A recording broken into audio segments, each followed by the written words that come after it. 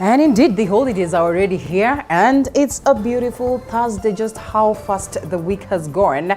And as always, we are here on this very beautiful morning just to make sure that you know what is happening in the world of news. Importantly, for us to just have important conversations and also just get to loosen up and hit the gym, being a Thursday. So, well, later on towards the broadcast, we'll be live and making our gym moment right here. So you can as well just join us in the event that you are somewhere around home.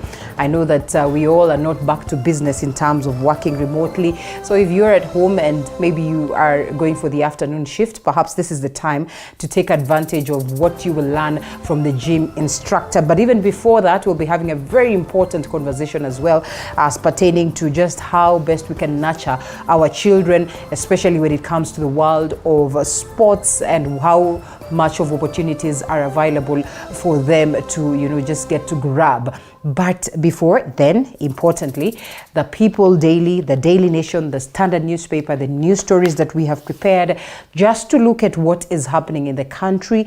And of course, members of parliament are in that moment of a fix as to whether then we should have an opposition office and in what capacity, whether it will be a referendum, whether it will be amendment at the level of parliament. But this proposal coming from the president himself, we get to understand whether this is a way of him taming the Right Honorable Raila Odinga, or maybe this is instrumental towards the growth of democracy in the country. We have been in that phase, and we also what the opposition was doing, and then we go to the space where the constitution speaks of majority and minority, and there's been that feel that we lack the opposition, and therefore no one is there to make sure that the government is in check. And perhaps now this talk of making sure that, well, those ones that get to lose the election, at least the second person should not just go home and not have a special office for them to critique and oversee how the government is handling matters. So we'll be looking at that and so much more,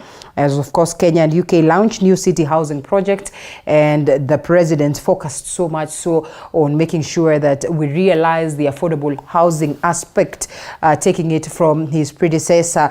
And of course, join me on this very important conversation. I'd be glad to see how, of course, it takes shape. Importantly, to remember that we're having by-elections, and therefore all is set. We'll be looping in our reporters to update us from Bungoma as to what really is taking shape. So karibu sana. My name is Linda Alela. This is Morning Cafe right here on TV 47. Kindly keep me company all the way to 9:30 a.m. The Daily Nation, the People Daily once again, and the Standard newspaper. The front pages, Natbak's ban on boarding primary schools, and it will be interesting to watch, especially after, PS Belio Kipsang, went out, of course, to just, tell the world as to what really they seek to do at the Ministry of Education in terms of banning boarding schools, especially for parents who are used or have the tendency of taking their children for, to boarding school at, primary level. And they said that the government is thinking of making this a game of the past. The decision by the ministry, of course, to abolish these primary schools has received the backing of Teachers Union, head teacher and their chair of National Assembly Committee. That is on the question of education. But the directive by Basis Education Principal Secretary Belio Kipsang has drawn mixed reactions from the public. We'll be getting to see whether this then sails through or not. This in a bid to make sure that then parents are more active and engaged in the lives of their very own children. Members of Parliament are in a fix over the opposition office. President said to be keen on that is to avoid a referendum in the creation of this very office. And of course, the dilemma then sits as to whether President William Ruto, Kenya Kwanza Alliance, is facing a big headache, and well, just how best they'd be able to avoid a costly referendum in its bid to create a powerful office for Azimio la Umoja One Kenya coalition party leader Raila Odinga, because evidently he is the opposition, at least for now, and therefore this formation of the office would would clearly mean it is about him. Is this a way of toning him down, or definitely as a country we need this?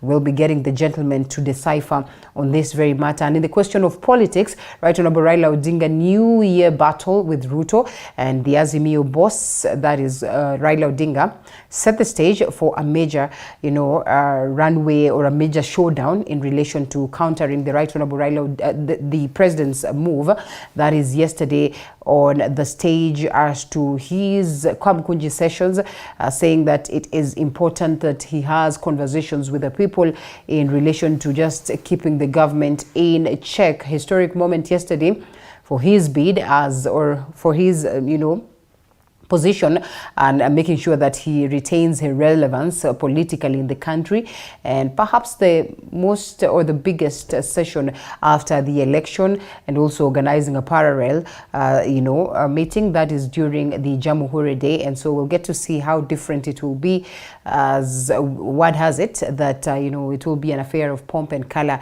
and lots of activities that would almost mirror what will be happening on the other side, where the president will be presiding over these celebrations as a country. Kenya and UK launched new city housing project that has been captured on the front page, and this in relation to making sure that we're able to deal with the question of affordable housing. Not really deal, but to attain the question of affordable housing in the country. And Congo peace efforts and PARDM saga. Well, the DRC Nairobi process and the issue of allowances will be also familiar, and this is on that aspect of commentary and opinion as captured on page 18. You can always grab a copy to understand some more as to what is played out in relation to that, but also President Uhuru Kenyatta managing to broker that deal that appears to be instrumental as to getting this nation peaceful. Ruto breaks ground for 30 billion railway city mega project, a story captured on page 7. This in his promises also in relation to making sure that we realize lots of developments that is at the time of his reign. Raila's 10 tough demands for Ruto. That is the biggest, story on the Standard newspaper in its first major public engagement. Yes, after the August 9 polls, opposition flexes muscle and asks that the president returns to the people agenda by reinstating scrapped subsidies, enhancing social safety net, and halting unilateral IEBC reconstitution. That is a story captured on page 5, and we'll be following up closely just to decipher on some of the demands that they presented and just how realistic they are. This also happening in the world of education is that sharp split over boarding schools ban, and I think that's a conversation as well that we might need to have and begin to know just how instrumental it would be in terms of making sure that parents really engage, because that's the ultimate goal, with their children and are active in the lives of understanding just how they're doing it, because it appears most of the parents will just want to take their students to boarding school, running away from responsibility and literally be storing this in the hands of the teachers, which is not in order even for the growth of these children. Now, the front page of the People Daily reports paints grim picture of people with a disability. That is a story captured on page 8, and also at this moment where there's been that celebration of persons with disability, it begs the question as to what really needs to be done to make sure that we create safe spaces for them. And also away from it, first step in a 29 billion railway city plan, that also in the numerous plans that the president sets as to what he expects for his government to attain. Raila Hustler Fund is illegal. That's what he says. Rejects the loans. Azimio leader tells borrowers not to repay their loans because then the kitty is not anchored in law. They also want probe into poll commissioners stopped. A story captured on page 4 on the numerous demands that they presented. We will definitely be getting to look at all this. And suddenly, in a 3-horse race in battle for Bungoma Senate seat, we'll be following up keenly also on the events of this. That is the people of Bungoma seeking to get themselves the next senator that takes up from Moses Wetangula, who then, of course, had to resign from this position. So he would take up the Speaker of the National Assembly position. Allow us to briefly look at what the team has prepared. And President William Ruto led other senior executives also in a groundbreaking ceremony for the Nairobi Railway City project that has been touted acted as a red carpet place for visitors and residents, as well as providing a more efficient and reliable rail system. Collins Lusweti attended the ceremony and filed this report.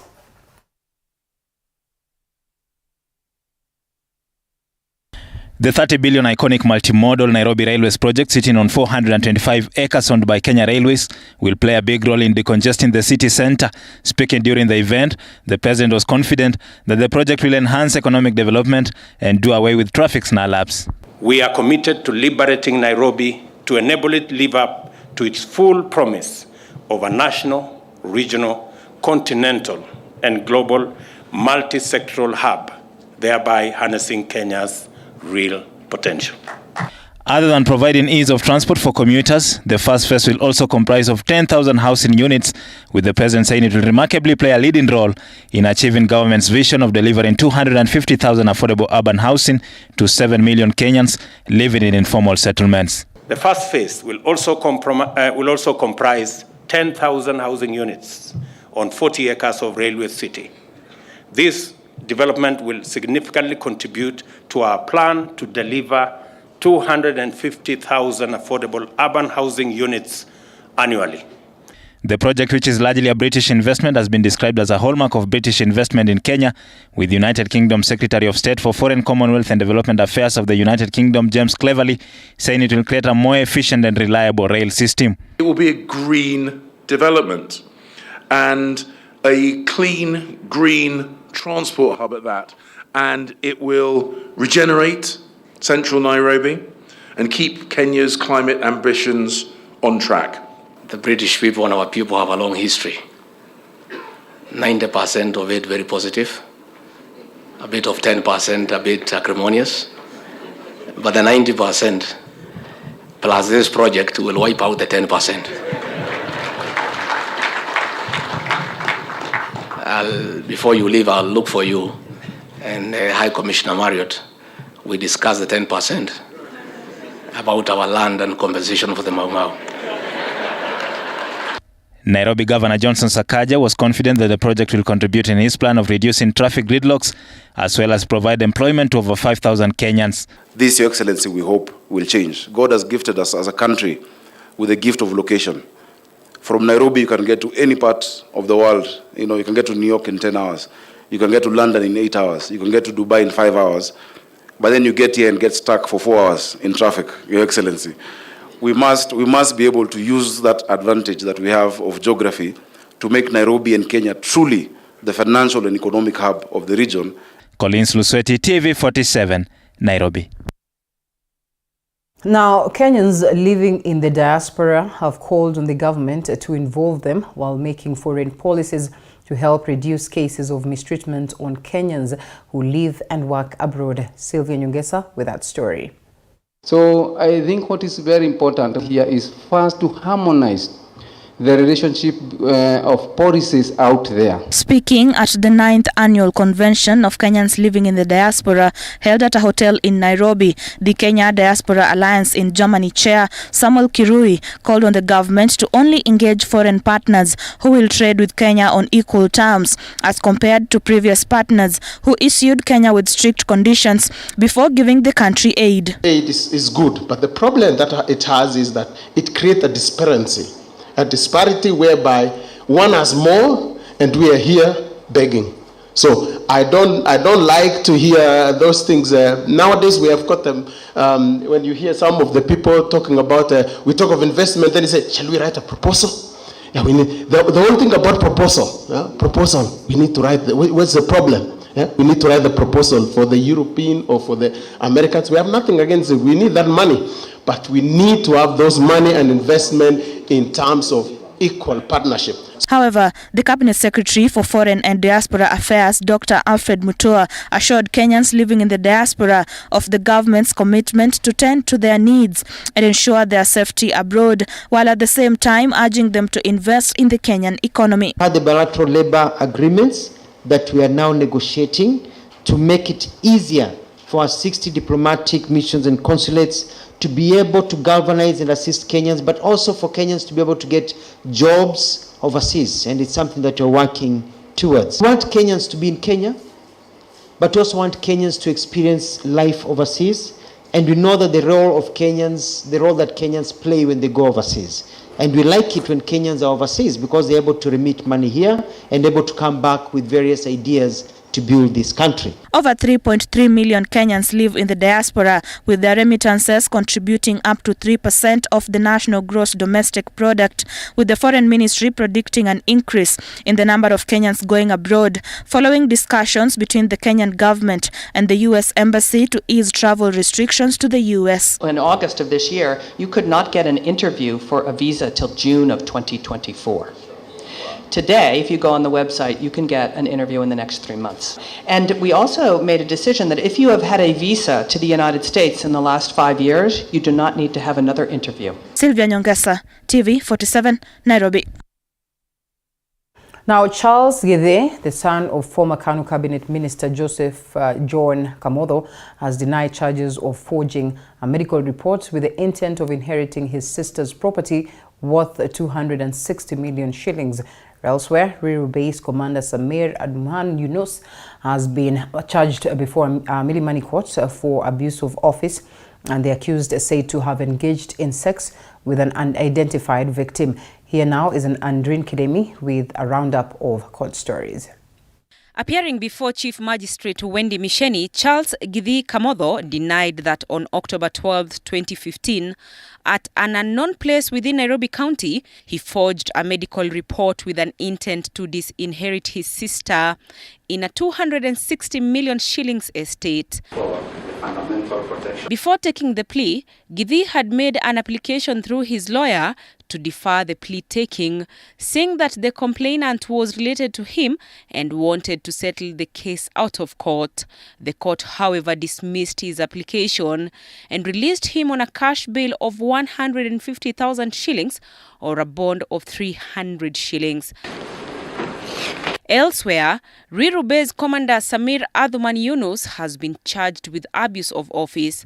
According to the prosecution, the accused is said to have used his position and had sexual intercourse with an unidentified victim. To Section 134 of CPC. This as the Anti-Corruption Court has acquitted former Kenya Pipeline Managing Director Joe Sang and his 5 former senior managers for lack of evidence in a 1.9 billion shillings tender for Kisumu Oil Jet Terminal.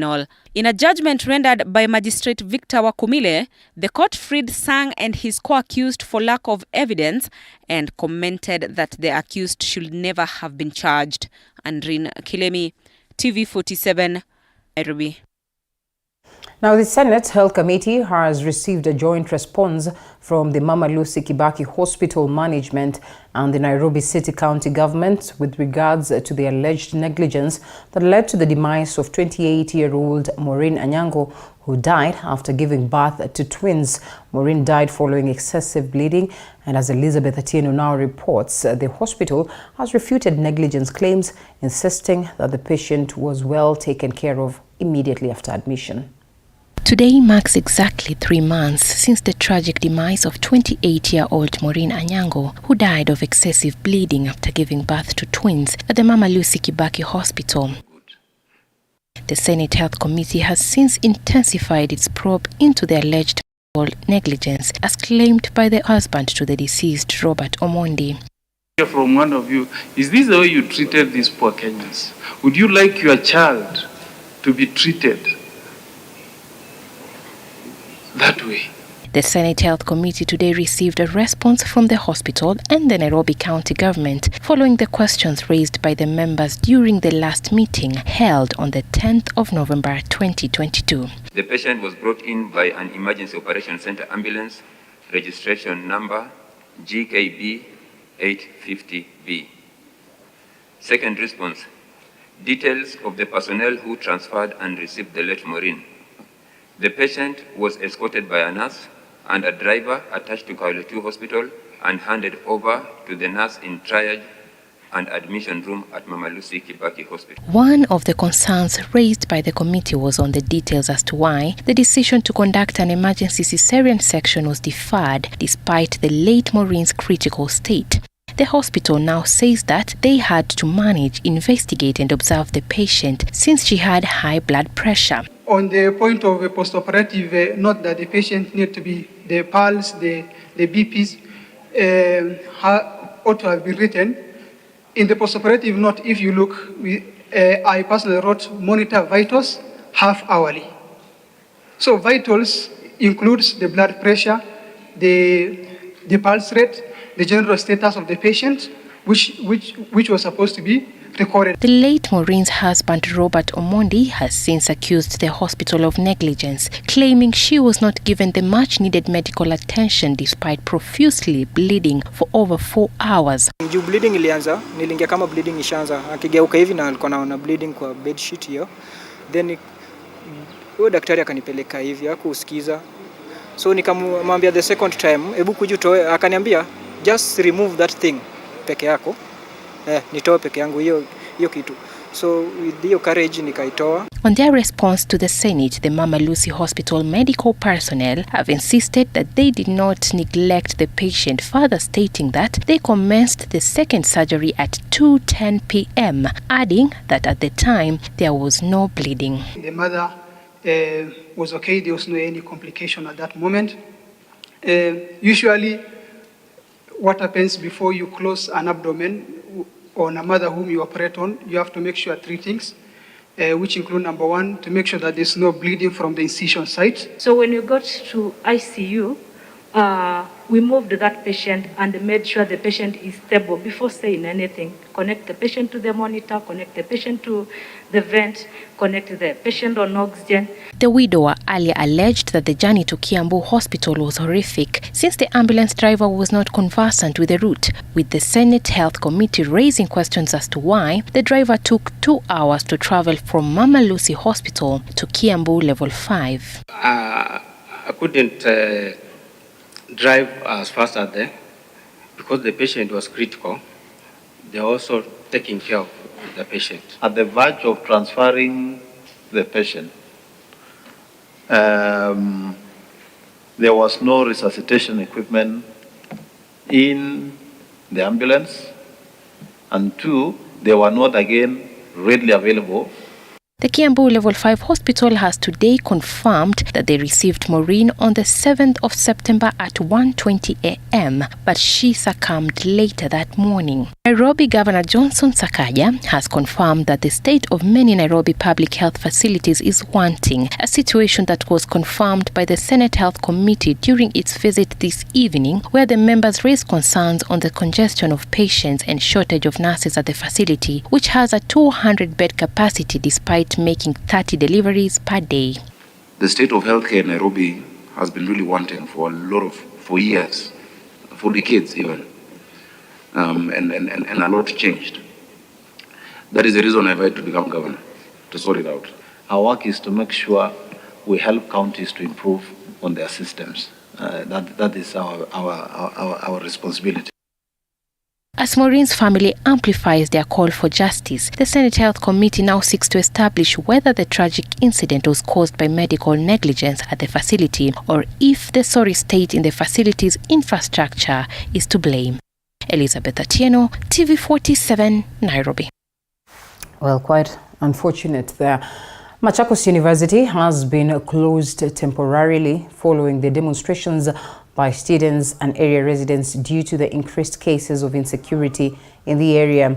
And as Stanley Nyaringita reports, the county boss, Wavinya Ndeti, has called for quick measures to be taken to mend the sore police-student relationship.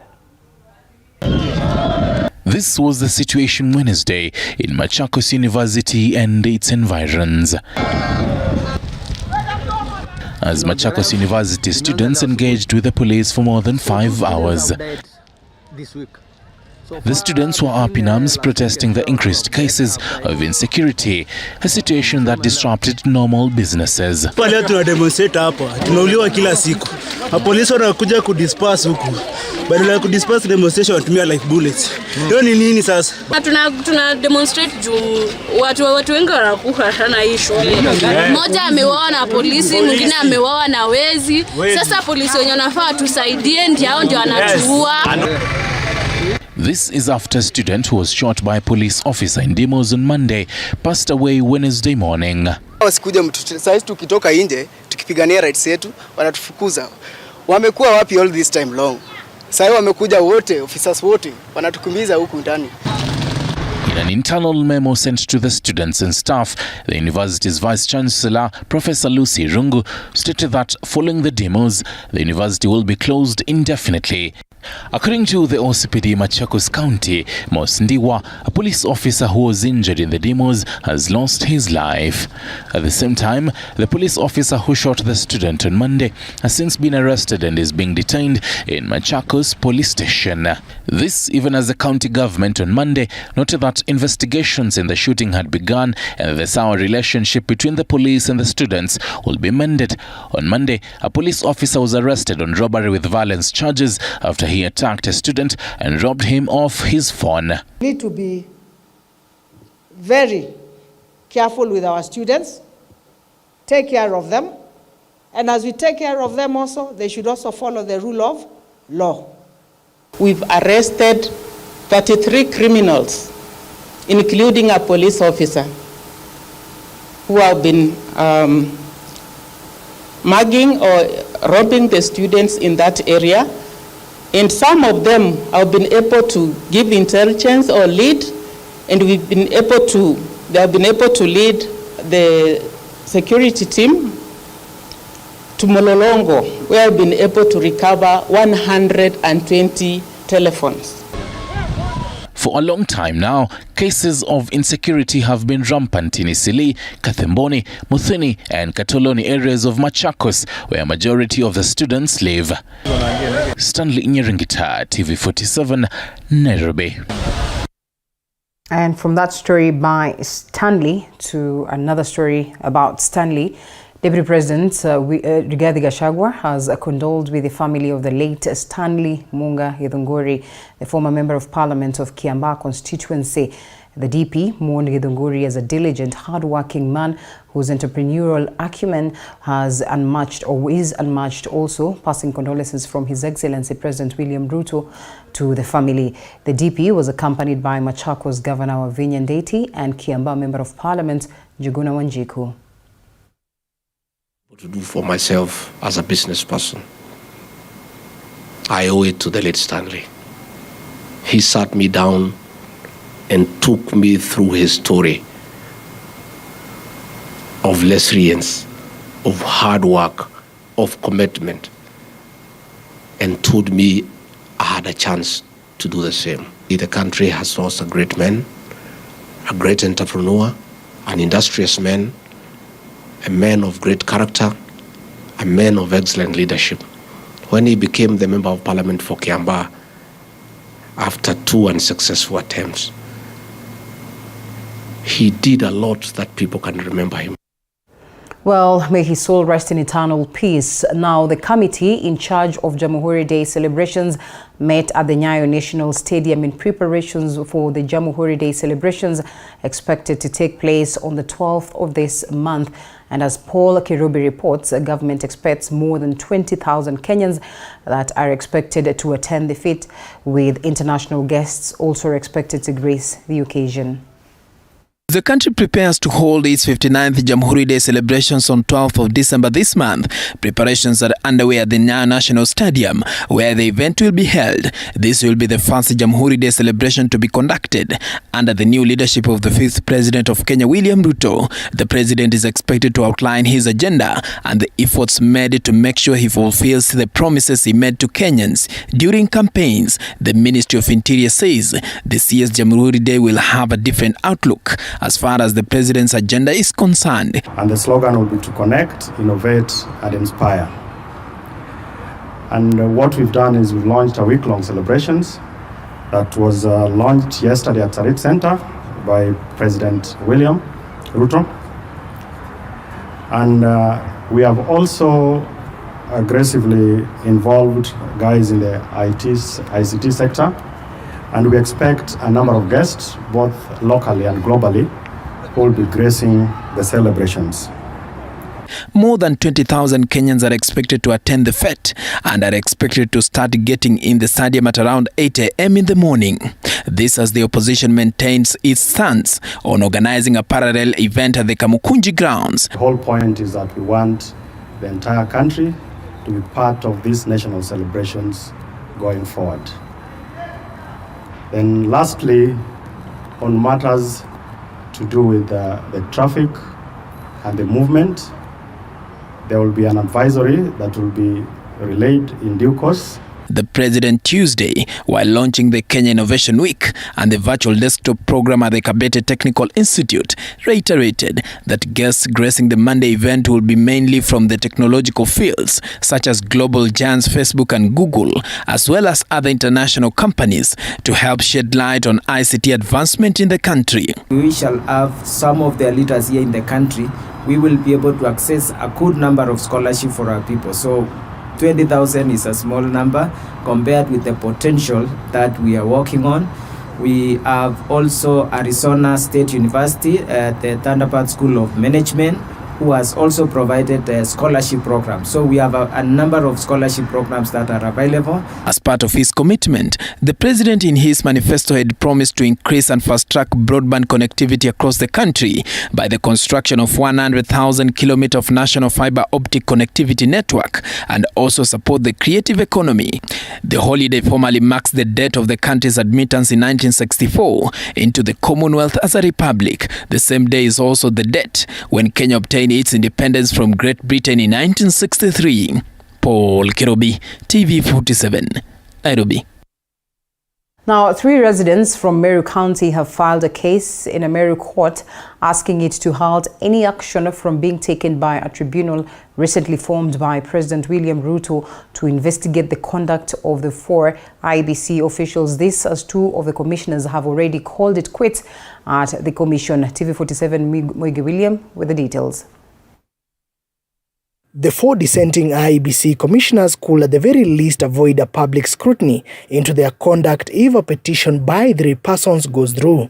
Through their lawyer Kiogora Mugambi, Kiogora Munjuri, Godfrey Kinoti and Joshua Mwirigi have filed a petition seeking the court to stop a tribunal formed by the president and headed by Court of Appeal Judge Agri Muchelule to probe the Cherera 4 over their conduct at the tail end of this year's general election process.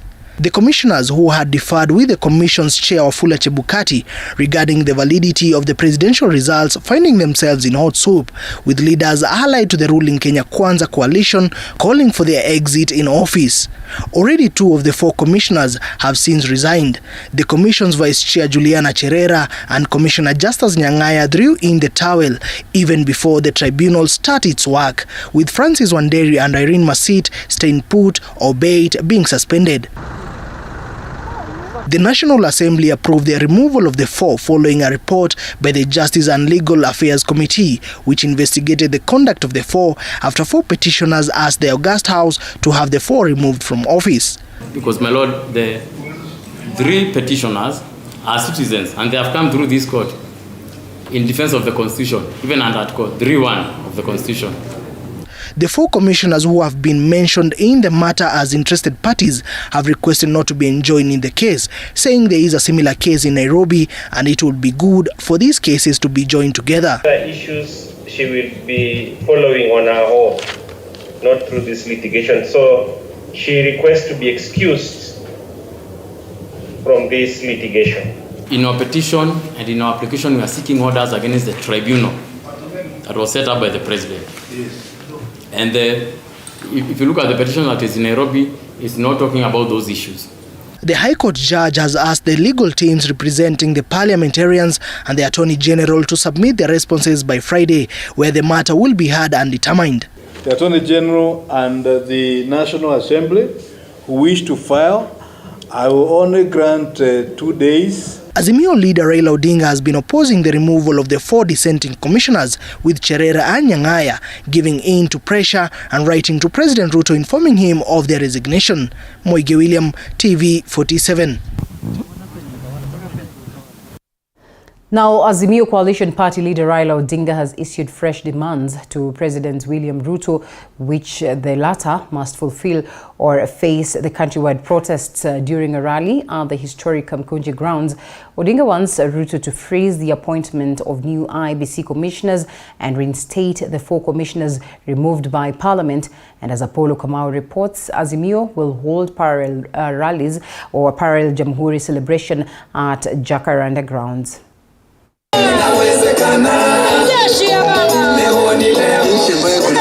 Azimio Coalition Party leader Raila Odinga marshaled his followers to the historic Kamukunji grounds, where he made a formal declaration to take on President William Ruto with a raft of demands, failure to which he will call for countrywide protests. Odinga's irreducible minimums, led by Minority Leader Opiyo Wandayi, warned President William Ruto to stop the appointment of new IEBC commissioners, to allow a consultative process and reinstate the Cherera 4, failure to which they will hold countrywide demos and boycott the 2027 general election. Hawa ma-commissioners wanne tunataka mpaka warudishwe pale wako. Warudishwe pale. Alipana Ruto mpaka azuiliwe kuteua tume nyingine ya uchaguzi ambayo ni yake, ni kama kargosi yake. Kama amefanya namna hiyo, kutakuwa kuna uchaguzi katika taifa. Wakati ukifika tuhitaji maandamano, William Ruto hatutakuuliza ruhusa, tutaenda maandamano. Wakati ukifika wa kuuliza haki zetu, wewe hatutakuuliza ruhusa. Harakisha uwape wa Kenya haki yao. Usiwapea haki yao, wewe tungojee wewe. Na wasi wa Kenya, tudumisha amani. Ikiwa ni maandamano, we shall do maandamano peacefully. Wangapi wanasema tutafanya kwa amani?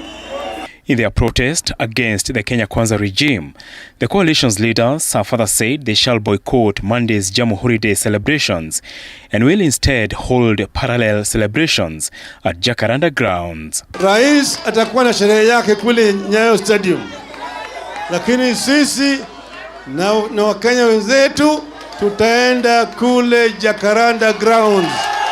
The coalition giving President William Ruto a January ultimatum to reduce the prices of basic commodities, fuel and electricity.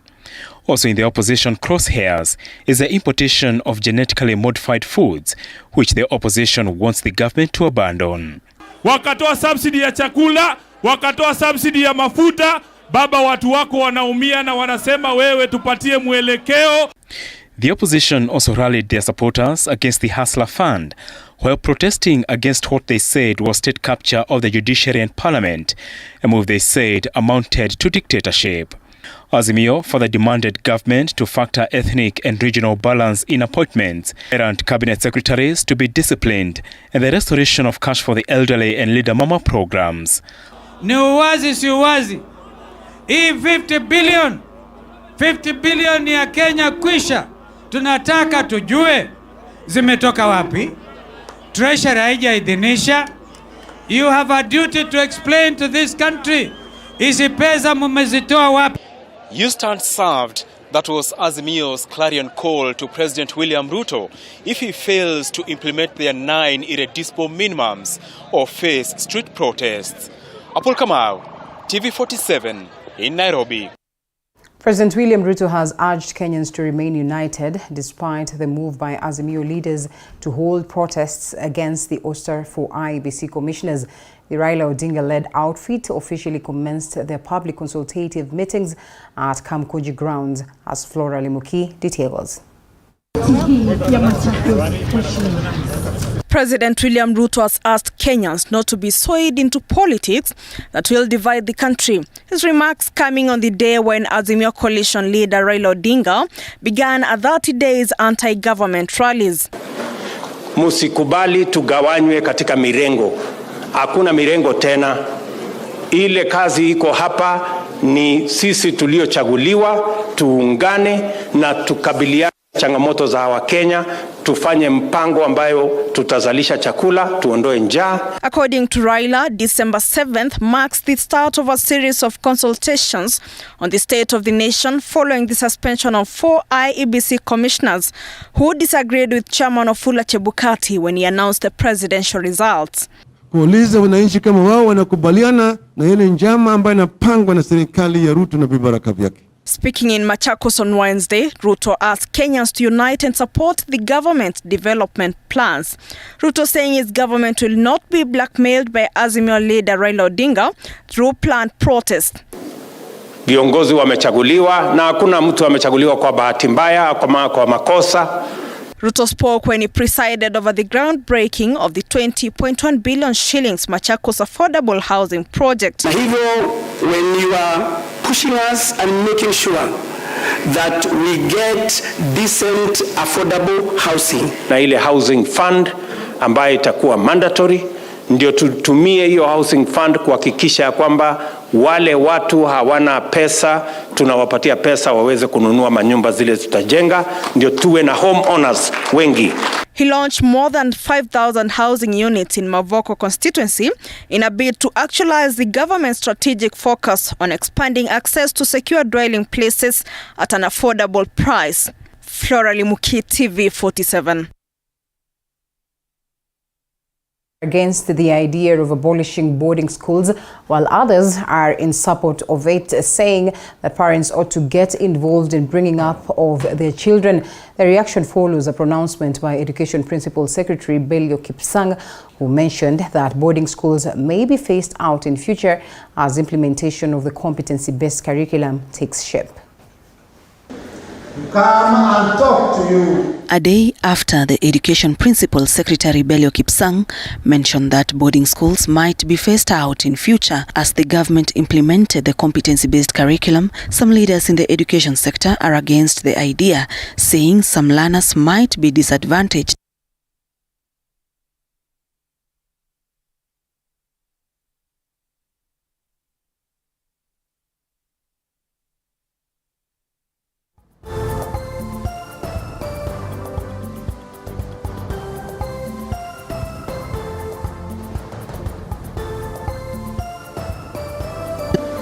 Come and talk to you. A day after the Education Principal Secretary Byelection Kipsang mentioned that boarding schools might be phased out in future as the government implemented the competency-based curriculum, some leaders in the education sector are against the idea, saying some learners might be disadvantaged if the plan is followed through. When we come to the special needs education, we know very much that these learners, they need a close supervision by the teachers and the other caregivers. Our road paths are not in good condition, so a learner who is using a wheelchair, it will be so discomfort for him to move from home to school. The same case for those learners with visually impaired, it will be so difficult because now the parents have to look for a guardian who will be taking this learner from school to home and from home to school. Tungesema kama mnataka kuface out system any changes, wacha iende na utaratibu. Secondly, serikali na katiba yetu inasema mambo ya public participation is very very important. Mambo ya public participation. Wacha niwe na huru ya kusomesha watoto wangu kule nataka kuwasomesha. Wacha nisiambiwe hata nikitaka kuwapeleka Ulaya naweza wapeleka, lakini wacha kuniambia kule vile nitafanya na mtoto wangu sababu ni haki yangu. Nikitaka aende boarding, wacha ule akona pesa ende boarding. Kama hana pesa, wacha akae nyumbani. We do not take this one kindly. Because there is serious investment done by even the previous governments, parents, and the religious organizations in putting up these institutions. So we are urging the permanent secretary from the Ministry of Education to withdraw that statement immediately because we are not buying that idea. And there is a section of education stakeholders who are pro the idea of scrapping off of boarding schools, saying parents should play an active role in bringing up their children. Our take is just as proposed by the government. Even as the government pronounces abolishing of secondary schools, I'm very sure that it is not a one-off thing. It will have to be very gradual and accommodative to the existing boarding schools so that there's no wastage at all. And here's what parents had to say on the ongoing debate. Mambo na boarding school, serikali inafaa itupilie hiyo jambo bali sana na iwache kuingilia mambo na boarding school. Sababu mzazi ndiye anachagua whether kama ataingiza mtoto boarding school ama atampeleka day school. Na unapopata mzazi anapeleka boarding school, unapata ako na sababu zake za kumpeleka mtoto wake boarding school. Kwa maoni yangu sidhani ni jambo nzuri. Hasa kwa sababu boarding school huwa zinasaidia sana wanafunzi wenye wanatoka kwa mashinani, less developed counties. Napata hiyo mtoto akikuja boarding school, masomo yake ina improve kwa sababu labda kwenye anaishi ama kwa hakuna stima, hakuna maji, hakuna ile environment nzuri ya masomo. Watoto wanapokuwa nyumbani, kuna vitu ambao wanaitishwa na vitu hiyo inatusumbua zaidi na tunaikosa, lakini wakiwa boarding na walimu wao wataweza kusaidiana kule na vitu itaweza kupatikana kwa uwepesi. Education PS said that the government may scrape off boarding schools and categorization of secondary schools as it continues to implement the new curriculum. In the meantime, some education stakeholders say before the government abolishes boarding schools, then it should involve public participation before arriving at a decision. Sharon Baranga, TV 47. All right, and at this very point, we shift gears to the conversation, and not really shift as such, because some of the stories that we've carried are the ones that form the basis of our conversation, including that one of whether to scrap off, boarding schools. That is for those ones that are at the primary level or not. And the gentleman that will be joining me for this conversation is Honorable Member of Parliament of Kitui Central, Makali Bulu. Mheshimiwa, thank you so much for creating time to be with us. Good morning. Good morning, karibu sana. Good morning, viewers. Wanajua iko siasa hapa. Mheshimiwa is telling me there's a by-election that he's eyeing somewhere, and I've brought him here very early in the morning and on a time where the by-elections are supposed to be conducted. Yes. But I want to believe that you've done so much work in terms of campaigns and the ground is friendly. Yeah, the ground, that side of this country, the ground is wiper. Mm-hmm. So we've done the necessary preparations. And true to it, the ground is wiper. Give it to them. But we need to monitor. We will need to monitor the elections in the course of the day. And protect the vote. And protect the vote. Okay, interesting. And I never imagined that this fast we'd be speaking about the ground again. It's just, it's barely 2-3 months after the election, and then we're back and we're talking about, by-elections that are slated and tight by-elections for that very matter. And so I understand the importance of these. And Mheshimiwa gives me a very important lesson this morning when we all tend to assume that, this is a junior seat to the other and all that. He says, no, it's the snowball theory, where you start with a small ball and slowly by slowly it becomes bigger and bigger. And so whether it's at the ward level, at the constituency level, at the woman representative level, all these seats are very, very important. And so all the best, as you say, it's about wiper, it's about the numbers as well. Yes. Shimiwa Duku, good morning. Good morning, leader. How is Nyeri? Nyeri is fine. We are grateful. We are. And Chinga, God, in particular. Yes. Yeah, we have lanes. Thank you very much for the invitation.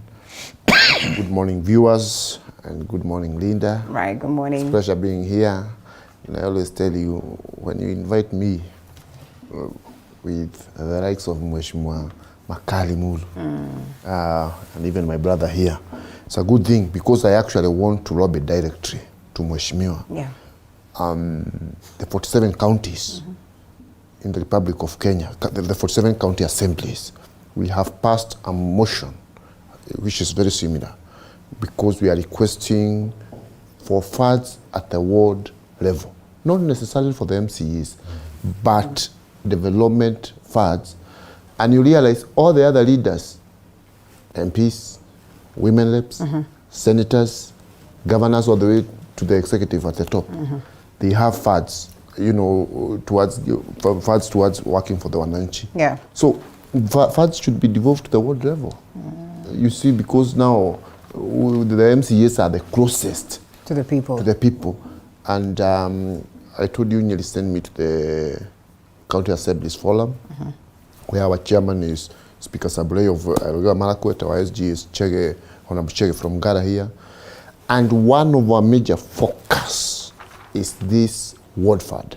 And I'm telling you, Linda, this will revolutionize the way things have been happening, the development issues in this country. This will bring to an end the fights you have been seeing between MCAs and governors. So, Mheshimiwa Makali, because now he has become my good friend. Now you assist us to do this battle. And this is a battle for Monanchi. They're still dealing with theirs of NGCDF. Now you see, we want, because that's untouchable. But we want that our motion also. Because they have agenda number 1, 2, 3. We want ours to get in there number 5. It doesn't matter. Number Let 4 it be there. or wherever it is. But we want it to, because it is a constitutional thing. We want even the words kitty to be included in that motion. You know, that one from Mheshimiwa Mule and Mheshimiwa from Nyaga. You know, it becomes hard for you to speak of this because you're Mheshimiwa, and everybody would look at you and think this is because of the game of interest, and therefore Honorable Makali Mulu as well cannot talk about it. I'd love for the governance expert in the house. But but you see, that is in fact Mheshimiwa can confirm. Yes. The CDF is not for MPs. The World Fund is not for MPs. It is about the people we represent. And you know, that is why every good reader will speak on behalf of, will fight for what benefits the people. Okay, is it about the people, Mr. Governor? And you know, I know you've studied these positions, what the Constitution dictates about them, the importance of these positions being accorded funds so that they're able to run activities. There's a time there was a report that was out, and it was speaking of the fact that out of the elected, leaders that we have, most of the times it's the MCA that is able to, return their money, their campaign money, because equally it's always about going back there and making sure that you recover the money you lost during campaign, that the members of county assemblies are able to return or to get back, their money before the 5-year term elapses. Some of them who are members of parliament might not even ever get to recover this. And so you ask yourself, what monies do they handle such that they're able to gain back what it is that they used? What is this money that a member of county assembly handles, or is it the allowances, and should they be given more? I think for once I agree with the members of the county assemblies across the country. The purpose of having the devolution was not actually for the purposes of creating possessions. It was for the purpose of devolving funds all the way to the last person at the ground. If you look at the County Government Act, it envisions including not just what you call a village award administrator. It envisions a county employing a village administrator. It is a position provided for other county government. The purpose of having that particular position, it is for the administration of development in that area.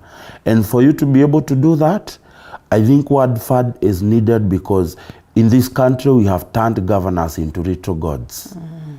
Mheshimiwa Keruga Dhuku here or any other MP, MCA has to sing the governor's song so that you get development to your ward, because you have entrusted the executive. And the County Government Act says that the governor is the CEO of the county. And the governor, I'm telling you, I don't know whether Nyeri has adjourned. Most county assemblies are now adjourned until February.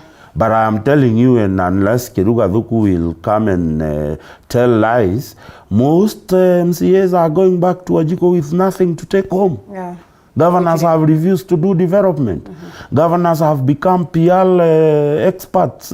Everywhere you go, governors are just doing PR. They are not developing. I am from Deya Ward in Kiambu County, in Limuru constituency. I can tell you there is no single development that has been done in the last 3 months from Kiambu County government. Not even, you can even look at a road that has been graded. Why are we saying, now, if you provide this ward fund, and you allow Keruga Dhuku and others to do their constitutional provided function, which is representation, and they will now go back to the people and talk to the people, and they will know what is it that the people want done in their villages. With this ward fund that is dedicated to that particular ward, it doesn't matter who is the governor, it doesn't matter what is the relationship between you and the governor. Mheshimiwa Makari here is not a member of the ruling coalition, but whether he is a member or not, when the CDF is being disbursed from next week, his constituency will get its share because it is enshrined in law. You know, Mr. Governor's expert. And that is what I am saying. Yeah. For the first time, let's overlook the politics of interest. Yeah. And first of all, get this ward fund. Once we get it, we can now look at the politics of interest. How do we stop the MCAs or the MPs from getting their hands on the cookie jar? But let's first of all get this ward fund coming. Because I believe if we had ward fund enshrined in law, today, Keruga Thuku, when he has taken the break until February next year, he will concentrate on the development agenda of his ward.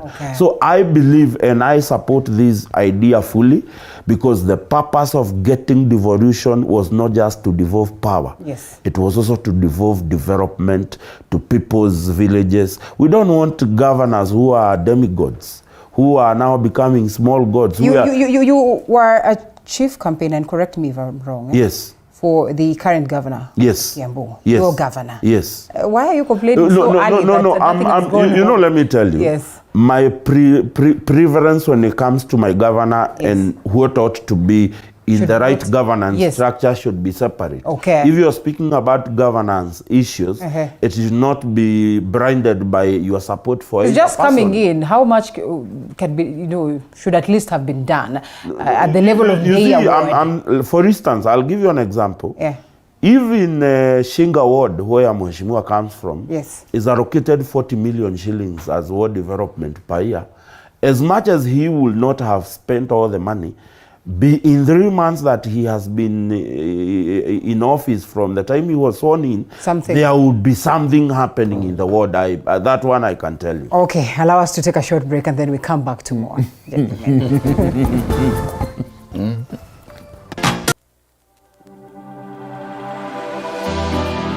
How well do you know what's happening around you?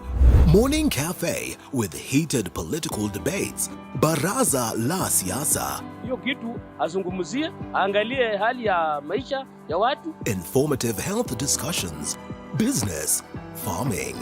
Tasty Wednesday, Fitness Thursday, and Feel Good Friday with amazing DJs, celebs, waimbaji, kuna comedians, alafu kuna wajinga, and music bands. Every Monday to Friday from 6 a.m. to 9 a.m.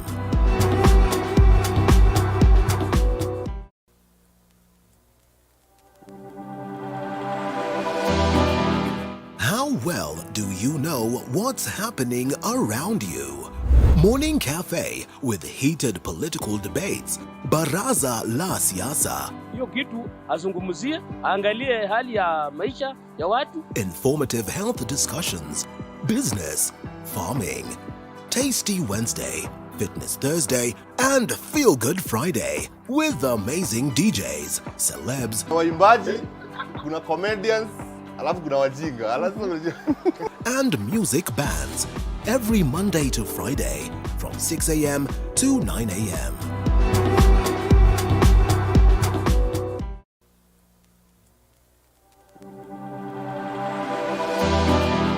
How well do you know what's happening around you? Morning Cafe with heated political debates. Baraza la siasa. Hiyo kitu azungumzie, angalie hali ya maisha ya watu. Informative health discussions. Business, farming.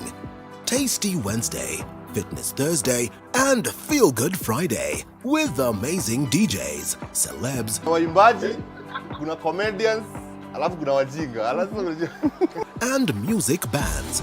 Every Monday to Friday from 6 a.m. to 9 a.m.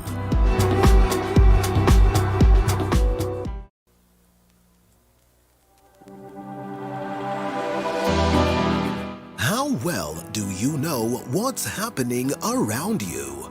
Morning Cafe with heated political debates. Baraza la Siasa. Hiyo kitu azungumzie, aangalie hali ya maisha ya watu. Informative health discussions.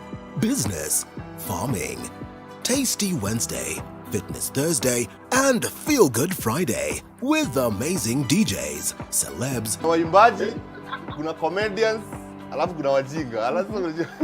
and music bands every Monday to Friday from 6 a.m. to 9 a.m.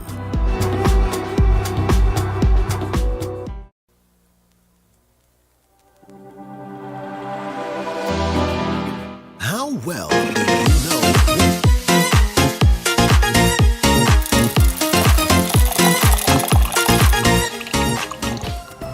All right, and we're back with the gentleman. It's about politics and beyond politics. There's so much happening in the world of education, in the world of health, and this one's really, we do not fail to speak of. And devolution, like we always say, is at the heart of a success of every government, at least from the time we began using the current constitution, that is the 2010 constitution. And therefore, for us to be successful, for the people to get to enjoy the benefits of devolution, it is important that we have conversations towards boosting this section of government. And so Peter Mushendu is with us this morning, Honorable Kiruga Duku, as well as Honorable Makali Mulu. We shelve that one for fans because I know it's an interesting conversation. I hope that your message then goes home, and as you can evidently see, and at least the members of parliament have had here, there's that goodwill to address how the members of county assemblies can get these funds. And with the approval of the common mwananchi that there's that need, I think it is something to be pondered on. And if you allow me, I can actually even give a very good example. In Nyeri, our governor Mutahi Kahiga, actually allocated money in consultation with MCAs to the wards. Today, Nyeri is one of the most developed counties in this country. You see, 30 million going to the ground. And the MCA going, as Mushedu was saying here, you consult with your people. I'm telling you, even some bridges in my ward, they were overlooked during President Kibaki's presidency. But this fund has come and done those bridges.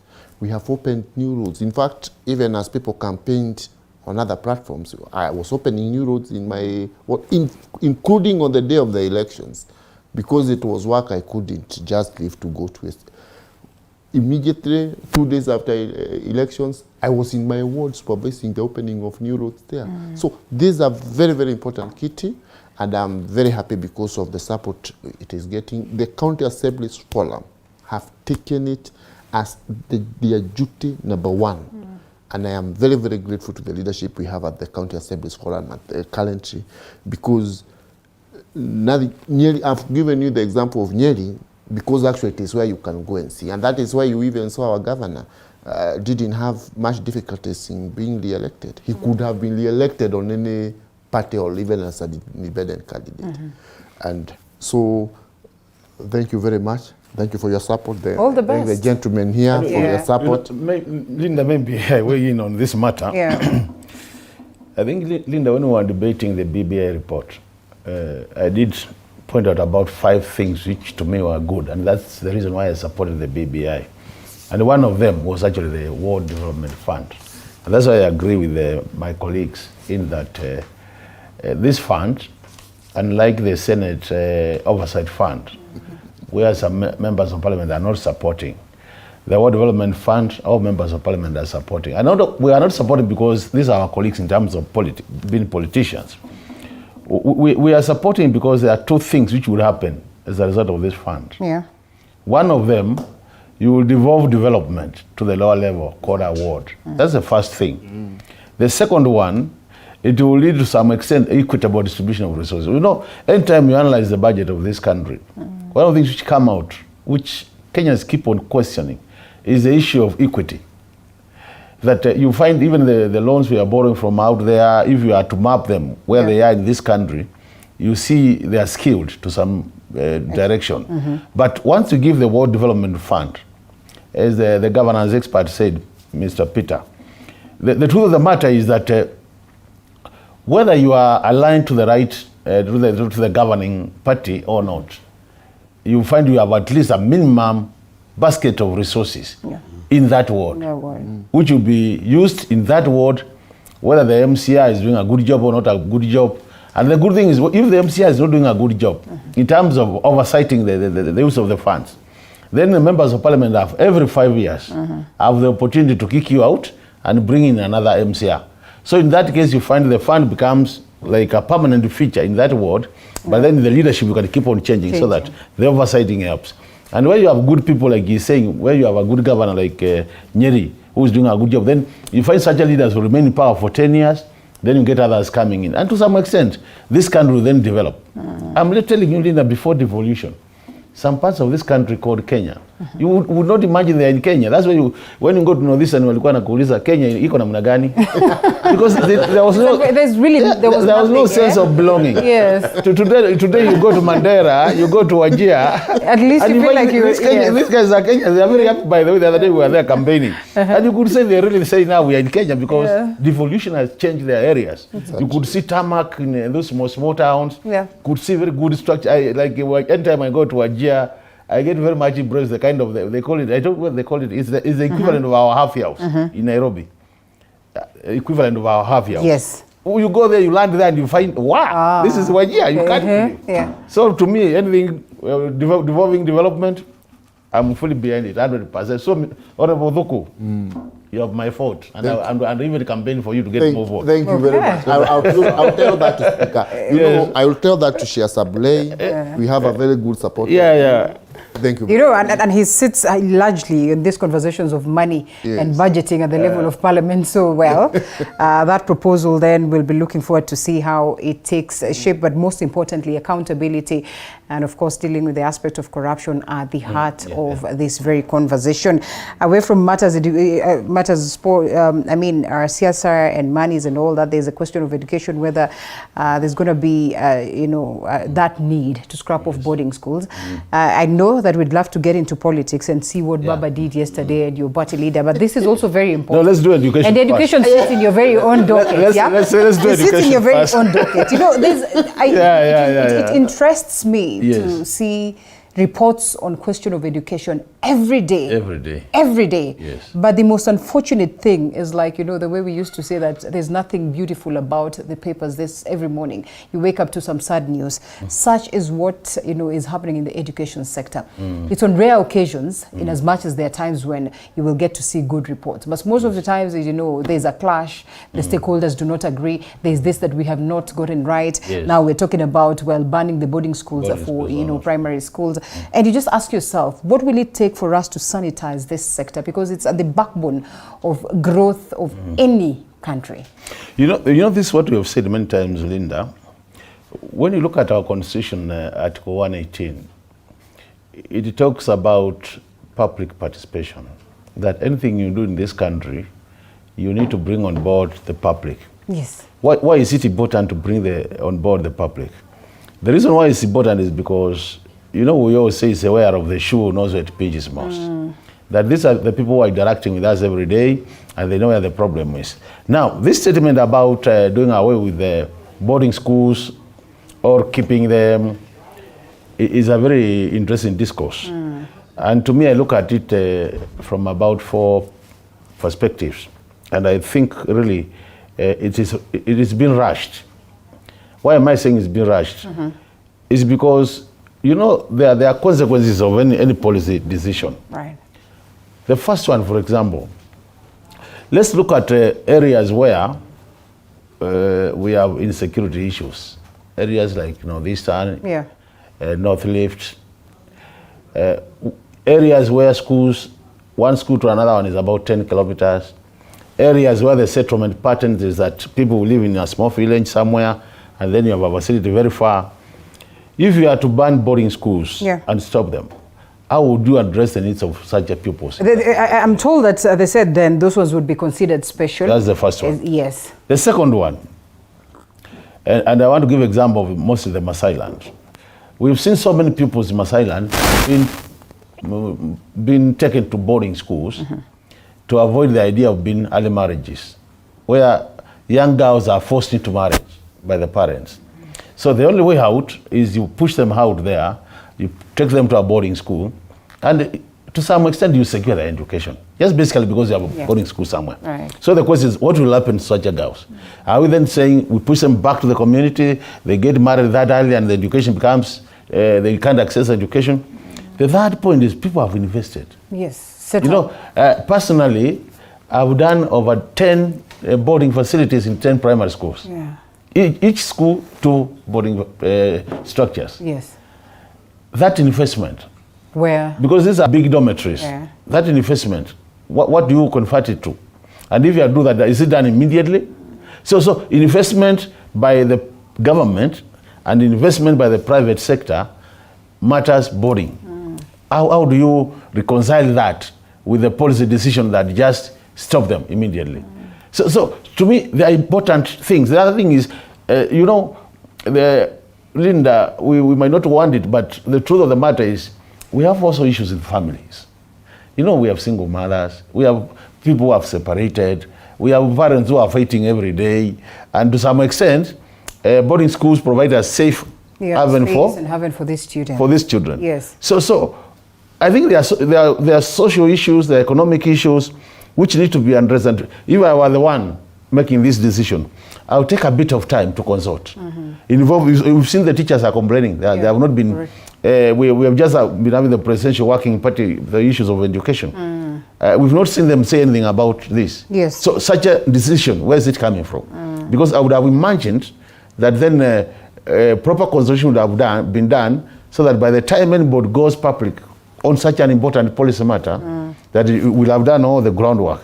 So to me, my position is, let's pend this policy issue for proper consultation. And once we get it right, in terms of timing, in terms of resources required, and in terms of the merits and demerits of it, then we can make a final decision. All right, and Peter Boshendu, you know, this education sector is turning out to be so political, not well in how they handle matters, but generally because every time there's a story from there, that in most cases is not really so good or so friendly, depending on how you view it as an individual. What do you make of this declaration by, Byelection Kipsang? And however much it wasn't perhaps serious, or however much it's not implemented just yet, these are conversations that are on, and numerous other matters are being conversed upon, that is at the education sector. Just where are we headed? Well, we have had quite a lot of flip-flop from the Minister of Education. You remember the other day, the minister was forced to retract some statements that were made about the universities. Yes. I think, for me, if you ask me, because this is about our children, it is not even about the politics of the day.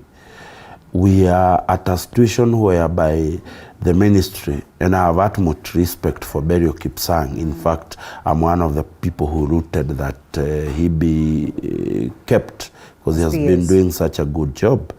But I don't think such a serious conversation as heading up boarding school should be addressed in such a casual manner. It is something that ought to be addressed from a policy point of view. Because as Waziri Mheshimiwa has said, there's a lot of investment in education, leave alone the private sector, in the public sector. In my area alone, in my head, I can count like 10 schools that have heavily invested in boarding facilities. And the parents have heavily invested in that type of program for their children. And as you have said, one of the greatest gain of 2010 Constitution is public participation. And I think, for me, before you unilaterally decide that we want to ban boarding schools, we must consult the stakeholders. One of the greatest 2 stakeholders that are being omitted on this conversation is the parent and the pupil. We are only consulting the administrator. And you see, for the education sector to actually work and be learning in such a flowing manner, you have to put all the prayers in that docket in one table and ask ourselves, why are we banning boarding school? Yes, I agree. We have abuses of boarding schools. We have parents who abruptly want to abscond duty of taking care of their kids. Those are the situations. But we must ask ourselves that whether having boarding schools outweighs the disadvantage of having it. And that is a conversation that we must have. That is a conversation that must be, because I will tell you, the major problem, and one of the problems we are facing as the government of Kenya Kwanza, we are casually addressing issues. And one of the communication etiquettes that is missing is this idea of addressing issues in a not properly constituted meetings, because meeting the head teachers and telling them that was not the proper place. Yeah. It is a conversation that ought to have started at the policy level. We express the desire as a government of closing boarding schools, allow people to come in and chip in into their ideas and what is in their mind, and then we can conclusively come up with adoptions that are agreeable to every player. So I think for me on this one, when it comes to education, education is one of the things that must be void of politics of the day. It must be addressed from a policy perspective because it involves the future of our children. And Mheshimiwa, I want you to round it up as, you know, as well you address this matter of communication and the Kenya Kwanza government and, you know, messaging and what it is that you sell to the people. If there's a problem today that, you know, is so perhaps a ticking time bomb for your government is on the question of the Hustler Fund, that while it could be a good fund, while, you know, the government has good intentions, the aspect of communication becomes then a problem.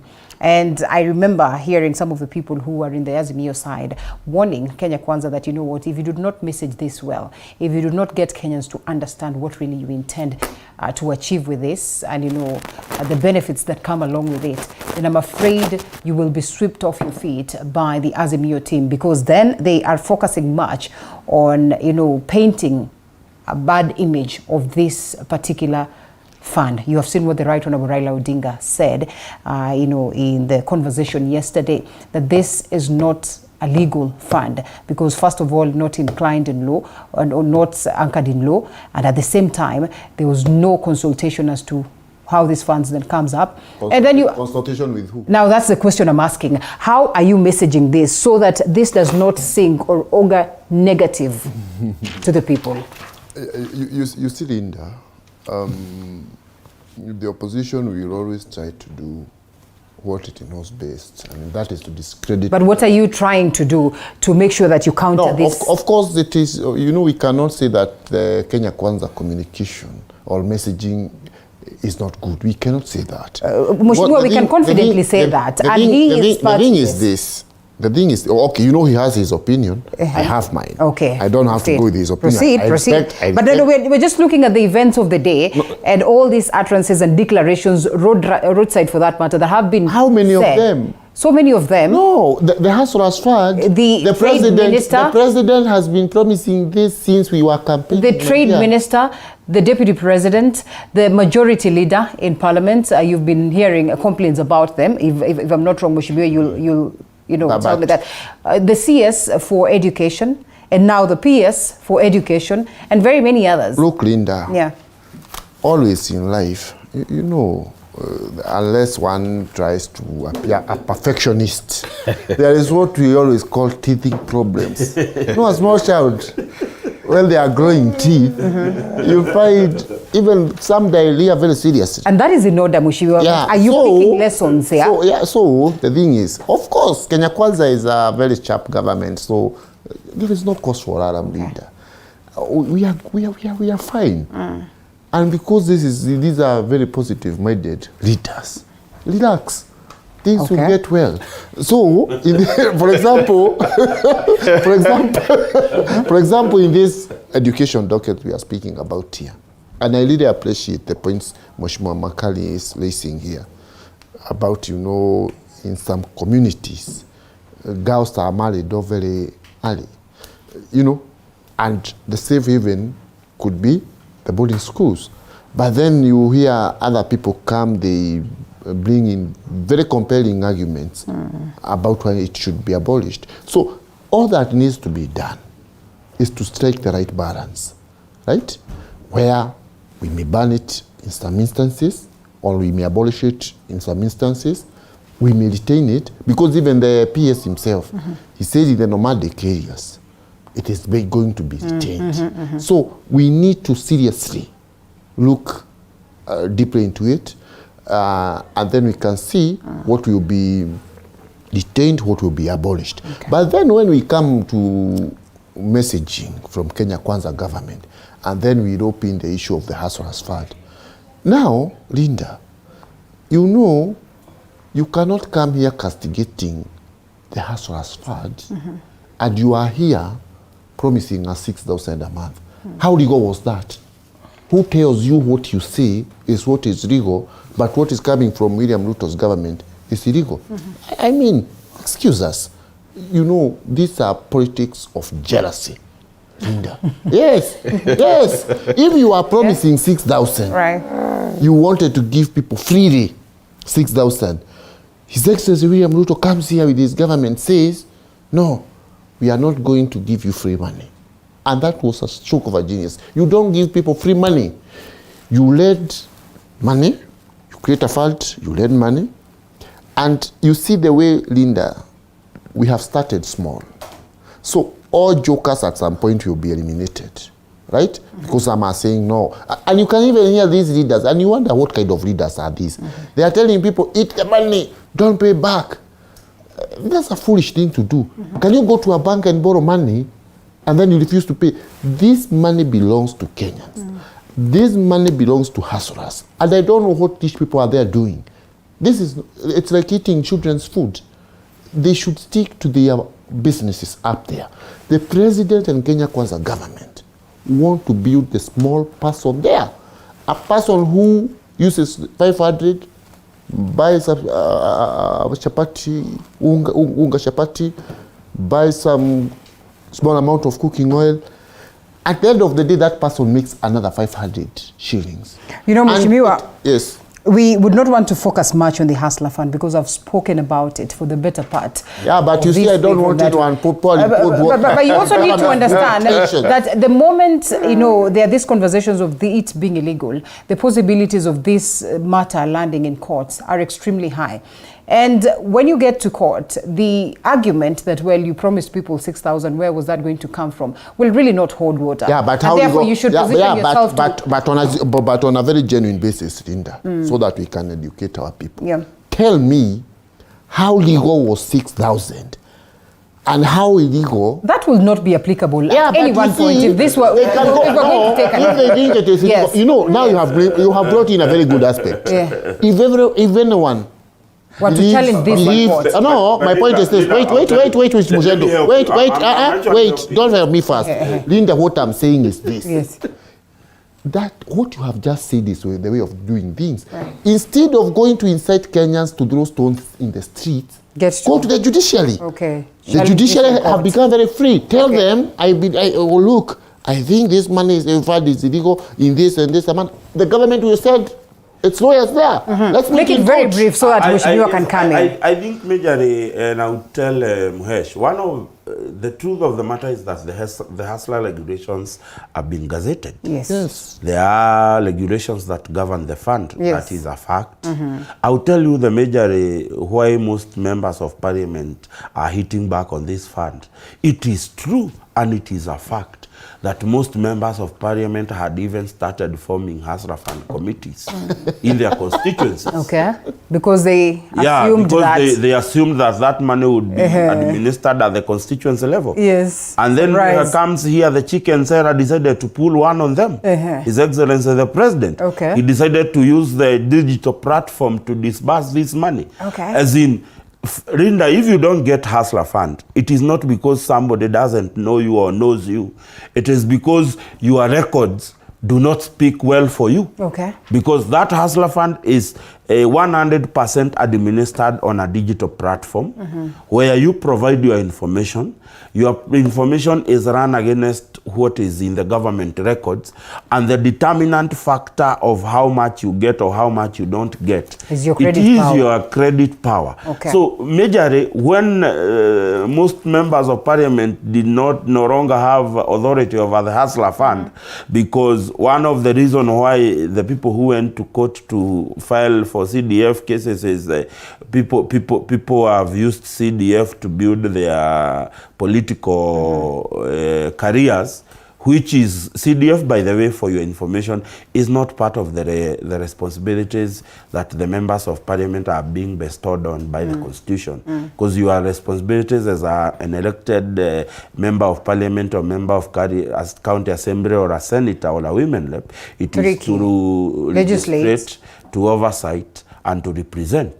CDF is not one of them. So that tells you we end up with 60% of members of parliament on National Assembly being elected on the wrong platform. That is why what is this organization that looks how many members have contributed to a debate? Answered. You see, Mheshimiwa here has immensely contributed in matters finance and what have you. But if you look at that Hansard, you will realize that there will be probably 50% of the entire parliament that has been very dormant in parliament. So the major problem the Hustler Fund is facing, it is that there are members of parliament who are getting ready and getting prepared. There's a member of parliament here.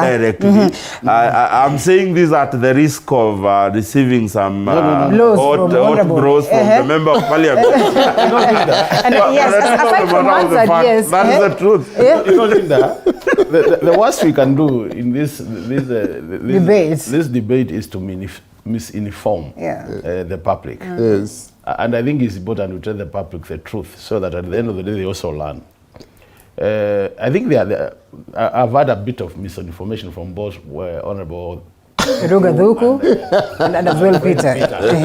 Why am I saying that? The Hustler Fund, at no point have members of parliament imagined it will be under them. I can tell you for sure, because we have managed the OSO Fund, where we have appointed committees. And I'm telling even members of parliament, the experience of OSO Fund has not been good. Because you know the problem, and I've said this many times in this same debate, Linda, that the challenge we have in Kenya, and I wish that's what we were addressing, the challenge we have in Kenya, and the Hustler Fund is likely to face the same, is the issue, the attitude and the belief that when money is given out by government, it is free money. It's not for repayment. That's the challenge. If we were able to address that. So this Hustler Fund, and I wish my Honorable Thuku listened to your question. Yes, yes. Because what you asked was a very simple question. The Kenya Kwanza government, in terms of their communication strategy for the last 3 months, if you were to assess them, would you give them very good, fair, or poor? And I'm telling you, if that question was posed to Kenyans, they will score very poor. That's a fact. Forget about what they are communicating. Yes. They will score very poor. And that's why I've said many times, if I were their advisor, their communication advisor, I'll sit down and look at this communication strategy so that whatever they say out there is something they have thought of.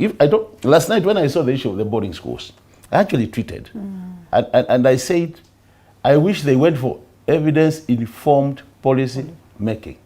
Evidence-informed. That means by the time you make a statement, you'll have looked at all the facts, and then based on those facts, you make your final position. But now the Hustler Fund, what has happened is this, Linda, and I'm telling you, you remember that day we were quarreling here with one of the senators, the nominated senators? Yes. When I was telling the senator... that is Gloria.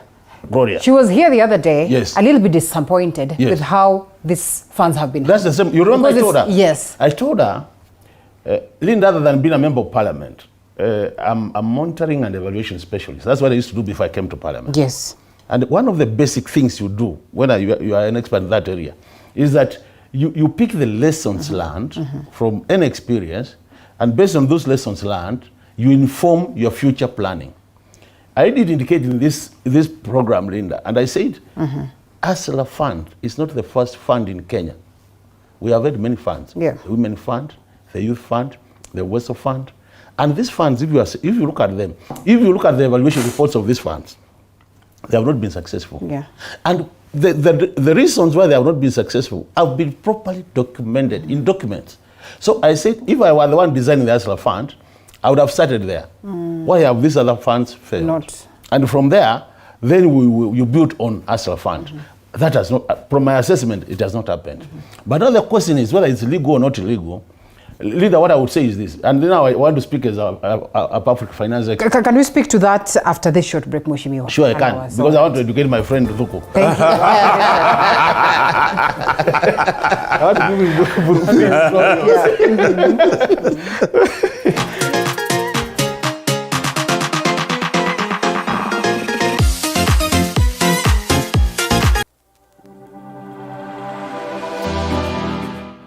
Well, do you know what's happening around you? Morning Cafe with heated political debates. Baraza la siasa. Hiyo kitu azungumzie, angalie hali ya maisha ya watu. Informative health discussions. Business, farming. Tasty Wednesday, Fitness Thursday, and Feel Good Friday with amazing DJs, celebs, waimbaji, kuna comedians, alafu kuna wajinga. And music bands every Monday to Friday from 6 a.m. to 9 a.m.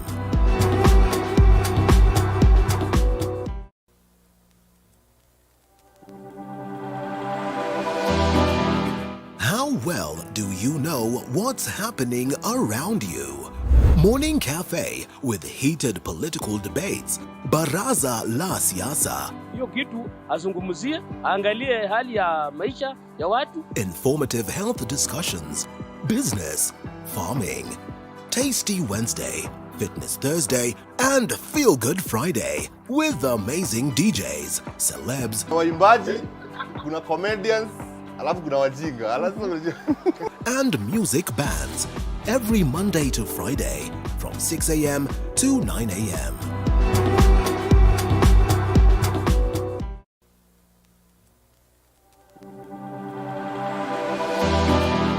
How well do you know what's happening around you? Morning Cafe with heated political debates. Baraza la siasa. Hiyo kitu azungumzie, angalie hali ya maisha ya watu. Informative health discussions. Business, farming.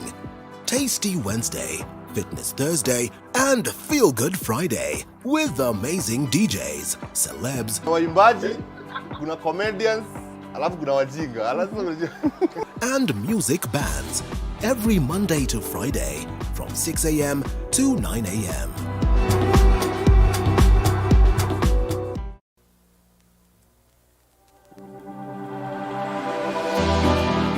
How well do you know what's happening around you? Morning Cafe with heated political debates. Baraza la siasa. Hiyo kitu azungumzie, angalie hali ya maisha ya watu. Informative health discussions. Business, farming. Tasty Wednesday, Fitness Thursday. All right, and welcome back to the broadcast. This should be the last laps for the conversation as to politics, and I take it back to you, Honorable Makali Mulu, in relation to the Hustler Fund and generally the messaging for the Kenya Kwanza government. So what I wanted to comment on is the issue of whether the Hustler Fund is legal or illegal. Oh, a public finance matter. Yeah. If you look at our Constitution, Article 223, it talks about supplementary budget. And the fact that the Hustler Fund came after the budget had been passed. You know, we passed the budget around June. So the truth of the matter is now, even as they're implementing it, it is nowhere in the budget. But the law allows, under Article 223, that the government can spend and regularize that expenditure in a supplementary budget. Now, that's within the law. So on the basis of that, you can't say it's illegal. But now, what will determine whether it is illegal or not is the question of, if you look at 223, it says then for you to spend such a money, it must be an emergency. If you look at the article, it says You can only spend money without Parliament's approval, before Parliament's approval, if it is an emergency. Okay. So the question will be asking the right time, because the indications that we might be getting a supplementary budget around end of January. So that when we resume Parliament in February, that will be our agenda number one. The question we'll be asking is this fund an emergency? So that it couldn't wait for the budget to be regular. You put it in the budget first, and then after approval you spend. And I can tell you for sure, from what my own assessment, it will not go through that test. Okay. So that they're likely to get they're likely to get an output. That's why you saw my colleagues yesterday in that rally were saying it is illegal, because basically it will not be able, it will not fit that. But we've seen the situation in the past, and this is in our records at Parliament, where we have said Article 223 is one of the most abused articles. Matters public finance. So it will still be within that category. But the other thing we were saying, Linda, is, if you saw the comments yesterday, it was about the amounts being dispersed. On a serious note, where you give somebody 500 shillings, the price of maize flour is 200. Jogo leo ni 200. So those are 2 jogos and a half. Now imagine if I were to start a business, opening a small kiosk. Right. I buy 2 jogos and a half, and I put now I have business. You just figure out how that looks like. Well, they will talk about chapatis. So more likely you end up having that. People will take this money for their own. There's one thing I like about the policy. Graduating people from one level to another. That is very good. Yes. For money lending, that's the most important policy. Yes. But where they are starting, now I'm talking as a public finance expert, where they are starting is too low for any impact, for positive impact in terms of supporting the economy to grow. So I wish the assessment was that they pushed the amount to certainly either start with about 2,000, so that because they are small savers, start with an amount which can just help them start something and then graduate them. Mheshimiwa, I'll not allow for us to continue with this conversation, because I want for us to talk about something. Yeah, but I want to collect Mheshimiwa. Mheshimiwa is my very good friend now, but I want to collect him. And actually, I thank him for his points. But this money, look, you see, even leaders are coming in to tell people, don't pay. But the government has put it very clearly. And there is certain discipline that is being brought into this whole matter. If you can pay 500 and you prove you can pay, then you graduate to 1,000. Then you graduate to the 2,000 Mheshimiwa is saying. All the way, the cap is at 50,000. But equally, at what rate do you graduate? Look, no, don't worry. Don't worry, the rates are perfect. Okay. The issue is this. This hustlers fund is bringing with it a certain discipline never witnessed before in Kenya. We are talking about you are borrowing some fund, some is going to saving, your own saving. And in future, the government have put it very clearly. For every 2 shilling you save, the government adds you a shilling. You see? So, Mheshimiwa is saying about 2 packets of unga. That's perfect. As well as, it works for them. Let's look at the concept of that monanchi down there. I'm saying that one unga, in fact, it's enough because it is supposed to spare money. And also, we are expanding the taxation base in this country. So, because Mheshimiwa Makale, I know he is a good intention person, at the end of the day, he will become one of the greatest supporters of this fund. Because this is, as the word goes, this is a hustlers fund. It goes directly to the monanchi down there. And the good thing is that, and Mushedo has actually pointed it out, everyone has been removed. It is like, like this surely. You see? You go graduating. Now the good thing is that this money builds you. You save through this money, you help your government, to grow. It is a win-win situation. But now, our competitors, the opposition, those who are making noise, and you see, Mheshimiwa Makali is a good person. He cannot even waste his time going there. He knows it. I waste of time. Now, I'll be there next time. The good thing is, these people who are going to make those declarations in rallies, they are doing it because they are envious They are jealous. Okay, let's talk about these declarations. They know if this one succeeds, leader, they know President William Ruto will be re-elected in record numbers, even by their own supporters. That is why they want it to fail. But it will not fail. Is President William Ruto scared of these declarations that are being made? A couple of matters that, the rally, so to speak, brought to the fore as to what these people would wish addressed. Of course, the cost of living, pesa ya wazee, the conversation on the IEBC, the question on the roadside declarations by, the leadership of Kenya Kwanza, the question of school fees, the question of GMO, that is key, the Hustler Fund itself, Kenya, yes. And they were just one faction there. Yes, and I mean the aspect of the judicial. Wait a minute. The reason why I'm asking, relax. The reason why I'm asking whether the president is worried is because of this proposal for us to set on board an office for the opposition. And he says he's not going to negotiate, there's not going to be a handshake. And we all know that there are numerous forms of what you would consider as a handshake. Has he realized that if this is the trajectory the Azimio One Kenya Alliance will take, then it would almost be difficult for him to govern, and therefore he sees it necessary to tone them down with this conversation of an office? It's not the first time that we're having this conversation, but it comes with so much energy and stamina when it is the president that's proposing it. I have been one of the people, and I have said it numerous times here. Advocating for this? Yes, advocating for the office of the leader of official possession. Because I have said it and I will say it again. Any grand coalition government or a handshake government anywhere in Africa, it's not for the benefit of Wanjiku. It is for individual gratification and satisfying personal ambitions.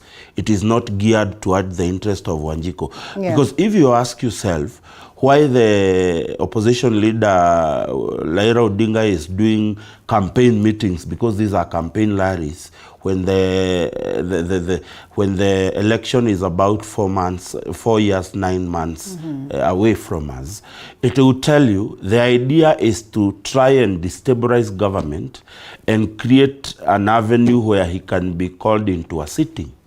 And to move away from that kind of thinking, I think for me it is very important to have that opposition's leader of opposition office, so that the opposition can do its work, which is the intention of the constitution. Because if Kenya Kwanza came to the people and they told the people, we want to do this, and the people are convinced and they went to the ballot and elected Kenya Kwanza, which, by the way, has met the constitutional threshold, because for you to be declared president, there are at least 2 thresholds that William Ruto needed to get. Needed to get to 50 plus 1 and get at least, 25% in 24 counties. Yes. That is a constitutional threshold that William Ruto got to be declared president. The reason why people go to the ballot to elect you as their president, they elect you on the basis of what you have sold to them. And if you have sold to them what is called the bottom-up economy and the Hustler Fund and what have you, if you get to be elected, it is my submission that we must respect the constitution that as a people we have given to ourselves, that has given the parameters on who becomes president. So William Ruto, having satisfied the legal requirement to be president, he must be allowed to execute his vision, which is sold to the people. Any attempt to try and form any government on any other avenue will be absconding the provided legal ways in the constitution to form government. So for me, I think the opposition must stay in opposition. Let them be given an office so that they can execute their mandate of oversighting government. I don't know, Kiruga Dhuku, when we were, a few years back, we were relatively young. We had a serious opposition leadership in the National Assembly. I was a very big fan of the likes of Adan Kainan, Abd Kadir Mohammed, who was a shadow minister, I think for finance. These guys provided a very serious oversight on government. Let opposition stick to that reign of providing that oversight on government. Let them shed the ambitions of trying to be part of government. This government is for William Ruto to be successful or to mess it up. But that is the person who has been legally elected and given the right to administer government for the next 5 years. And Honorable Makali Mulu, the reality of it is that when this is triggered by the president as a conversation, you can be rest assured that at least we're going to take it somewhere, you know, and we even saw it with the previous government and the conversation of the BBI. You know, it's just that it fell short at the level of the courts, but, you know, the president was really determined to push for it. And therefore, there are possibilities that, you know, President William Ruto then would focus on making sure that this becomes a reality. The bone of contention, or the question at hand then, would be, in what capacity and what would be the criteria of making sure that this incorporated legally? How should we go about it? An amendment at the level of parliament, or this would push us to a referendum? You know, obvious, this changes the structure of governance, and it's a referendum matter. Okay. There's no shortcut to it. And he's keen not to take us to that direction. So how? Matter, there's no shortcut to it. If they go shortcut, Kenyans go to court. Okay. They'll be stopped. But to me, you know, Linda, being a Kenyan at times, it amazes me. You know, when you look at BBI, this position was very well provided for. Yeah. Very well. And it's the same people who are now saying it is good, who opposed it. Together but you see, the BBI was not just this. The BBI had a conglomeration of matters. Exactly. And some of them said, this could be good, this is not good. Together, you know, at one point we said this, yes. If you remember, because I've been in parliament for long enough, at one point we said, and there was an attempt to isolate those good things so that we leave out the bad ones, things which are progressive. You know, in that BBI there were progressive things for the country. Yes. And at one point we were saying, why don't we then isolate the progressive issues, which do not divide us as a nation, and push them to the next level? Okay. Those were things like World Fund, things like the youth. You remember there was a youth council. Yes, yeah. Things like now. So what surprised me is now, the question is, what has changed? Now that this matter becomes important in this country, and even to worsen the situation, it becomes now the executive's agenda more than the opposition agenda. Okay. Basically, it tells you that there must be more than meets the eye. It's more than meets the eye. So what we are saying is, all along, we have said this position is very important in this country for purposes of stabilizing the country. Purposes of stabilizing the country. So that when I take leadership, and you know, even now, it's more worse now. You remember, when you look at the truth of the matter is Ruto won, the president, they keep on saying. Okay. But look at the percent, the difference, the margin. Yeah. You know, it was so low that this country is divided in the middle. Yes. And I'm telling you, if this position was already an official position, Raila would have taken this position already. He would be doing the work the governance expert is saying should be done without any issues. Now the problem is, he's out there with his almost 50% following, and he has no position. Yeah. Because we were saying, if you want to stabilize this country so that after elections, and I want to thank Kenyans, that after this election, actually people had forgotten about elections and moved on. But now the same Kenya Kwanza, because they are so unstrategic in terms of thinking. Right. They got people back. They bring people back to the streets. Okay. You see, if they didn't start these things they have started, yesterday nobody would have been enjoying ourselves wherever we were. Kenyans would have been going on with their business. But they start things 3 months after an election. You know, I looked at it yesterday. Okay, I was supposed to be there, Linda. It only was just a small, and I decided I would go. To me, I said, Linda, if I was there, I would have still been thinking about. We are only 3 months after just our election. Why is it? And we are. You know, Linda. Linda, just a rejoiner, so that Mheshimiwa does not get to misread us. Yes. So you see, Raila Odinga was a project of government.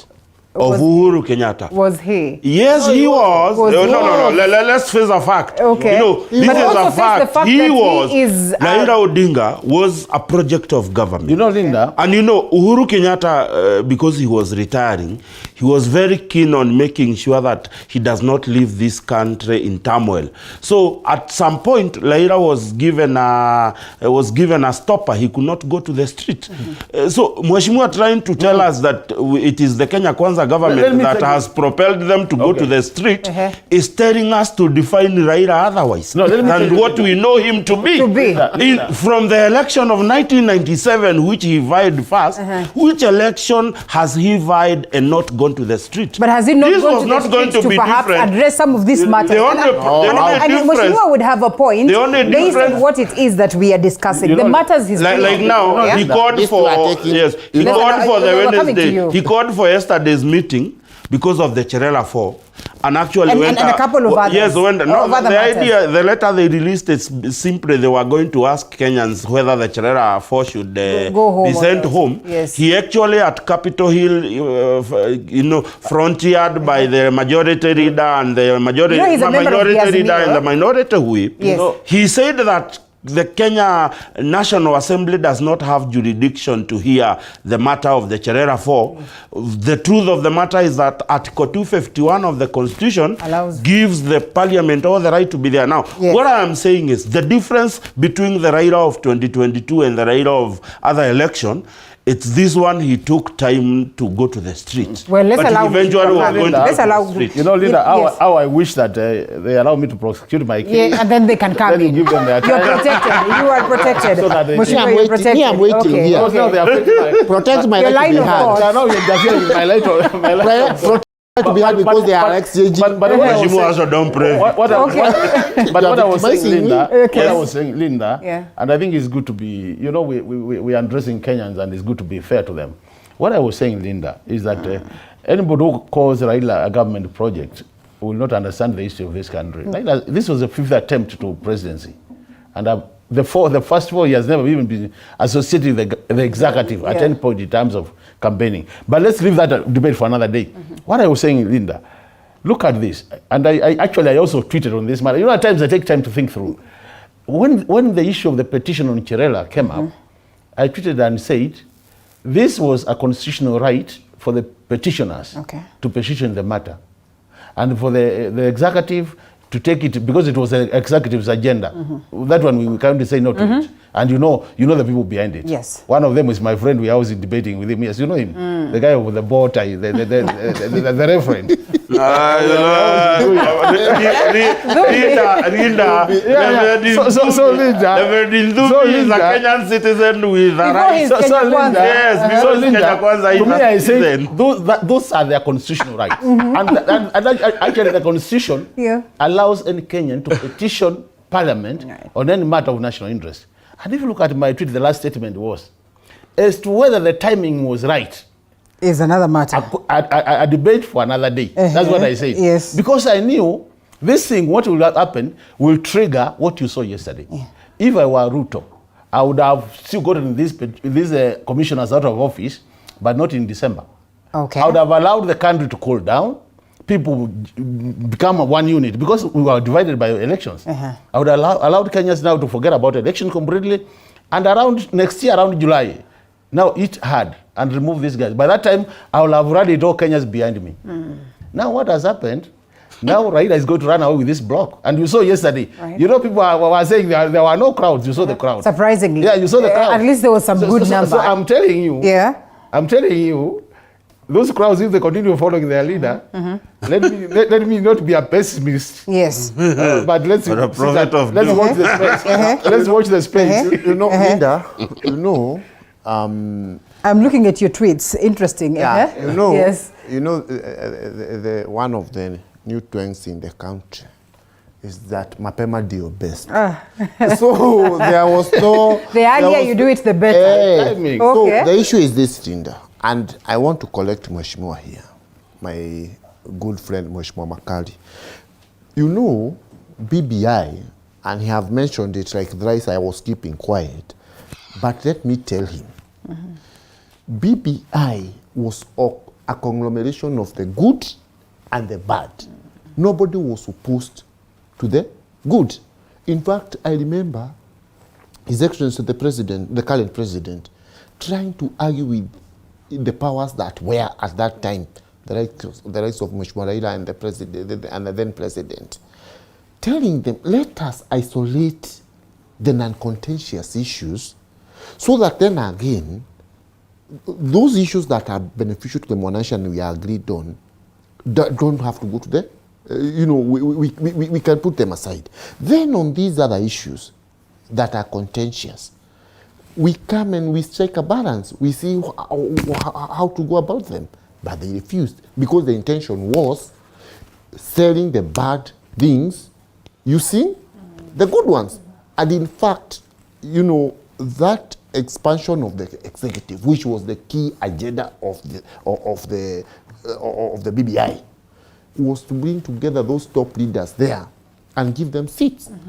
And that is what we were opposed to. Is this not about Right Honorable Raila Odinga? No, look. I'm just asking. Yeah, no, the issue is this. Raila and all of us. Because we know he's the chief opposition leader, at least for now. No person leads forever. So this is about posterity. And right? What was the worry? What was the worry then? If it was about these individuals, and we knew very well that they would not live forever, what was the worry if it wasn't about the aspect of posterity? You mean BBI or this one? On the BBI time, because you say it was about this few, yeah? No, the BBI was so bad, when you come and you want to control the judiciary, you want the judiciary to have its officials appointed by the president. In fact, now those people can see what we were telling them. They were listening like President Uhuru would be there forever. You see? So our side was so genuine, and we said, despite the fact that we knew President William Ruto was poised to win, we wanted the independence of the institutions to be there. So the issue is this, Linda. What we are witnessing now is, and with all due respect to Honorable Raila Odinga, because all of us respect him as an elder in this country, but what you are seeing now, Linda, are early campaigns by him and his side for 2027 elections. And his party boss says what we are seeing from Kenya Kwanza today is a president who's starting or trying to rig elections for 2027. No, that is not the case. You see, the issue is this, Linda. Now, the argument can go back and forth, but we have to follow the right way of doing things. So if they're campaigning, if they campaign early, it is bad. No, but if, it is in order campaign, for you have no problem. Okay. You have seen even the government has committed to, they provide security for their meetings. But you see, let them not think that they are the only ones who know how to politic. We also know how to politic, and we shall come out to defend this government very strongly. It's just that we will not engage in violence. But we are also capable of holding demonstrations in support of the government. We are also capable of calling for rallies. So let them not think they are scaring. But the thing is this. Look at the irony. They are saying, and I think to be a certain politician in Kenya, it needs for you to be so shameless. They are talking of Face of Kenya. Face of Kenya, of course, Mheshimiwa Kalonzo was around there. Even the Mheshimiwa Makali, they couldn't go. They knew it was waste of time. They knew, look, you are saying it is Face of Kenya. Now you take Jeremiah Kioni, representing who? And he cannot Mount even... Kenya. Which Mount Kenya? He cannot even have a meeting of 10 people in his own village. Is it Mount that Kenya. bad? We are not being represented by the likes of Mheshimiwa Mother. They couldn't even win their polling stations. You see? Okay. These are the people who are telling us Face of Kenya. No, we cannot go that direction. So, and even Mheshimiwa Makali, as much as he doesn't want to agree, he knows, relax Mushendo. Mheshimiwa Makali, he knows this is just wasting time. He cannot go there. He has better things to do. So the issue is this. We are saying, Linda, we have better things to do. We have serious issues to address. Like, for example, I have told you here, leader, in the past, we have elements from the opposition who want to destroy this government, and we cannot allow them. You see, like what happened with the Mau Mau Road. During President Uhuru Kenyatta's time, this road has been given all okays. But surprisingly, all of a sudden, they now come out, you see, or they are puppets in some departments in government. They say, no, we cannot allow this road to pass through the forest. Yet, we have Savo here, there are roads passing there, we have Nairobi National Park, even the railway is passing there.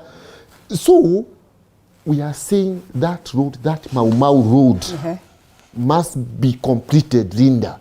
And we have taken it up as leaders from Nyeri and Nyandarua. Okay.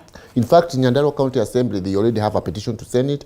In the Nyeri County Assembly, we are discussing it.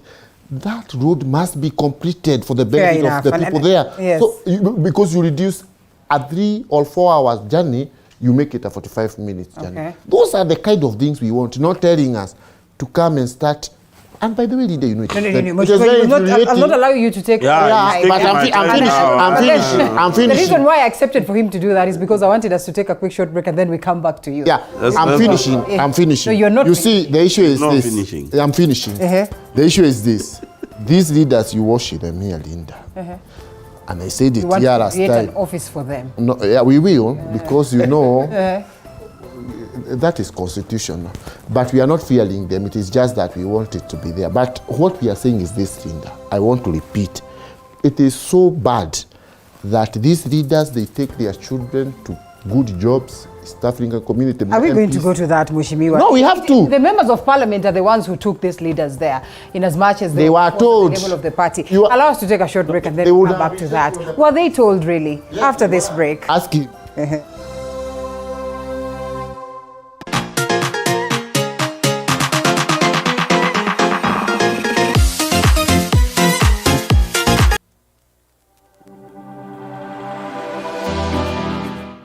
Well, do you know what's happening around you? Morning Cafe with heated political debates. Baraza la Siasa. Hiyo kitu azungumzie, angalie hali ya maisha ya watu. Informative health discussions. Business, farming.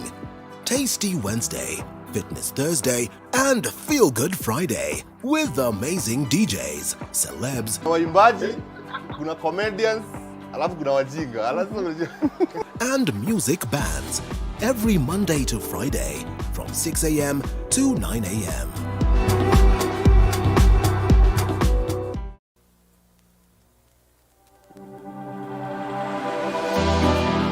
How well do you know what's happening around you?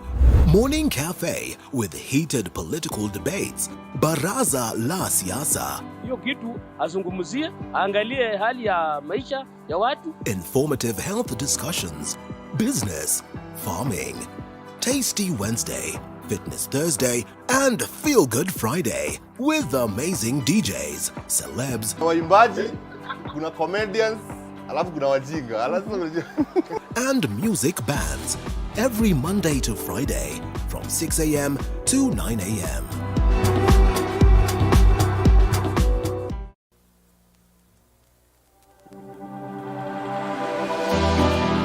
How well do you know what's happening around you?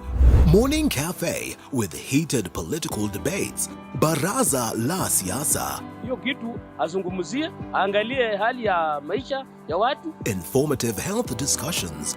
Business, farming. Tasty Wednesday, Fitness Thursday, and Feel Good Friday with amazing DJs, celebs, waimbaji, kuna comedians, alafu kuna wajinga. and music bands every Monday to Friday from 6 a.m. to 9 a.m.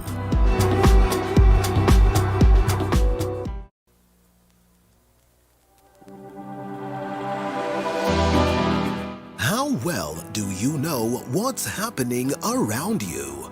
Morning Cafe with heated political debates. Baraza la Siasa. Hiyo kitu azungumzie, angalie hali ya maisha ya watu. Informative health discussions. Business, farming.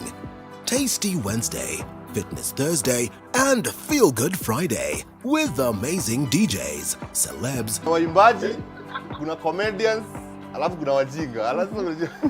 and music bands every Monday to Friday from 6 a.m. to 9 a.m.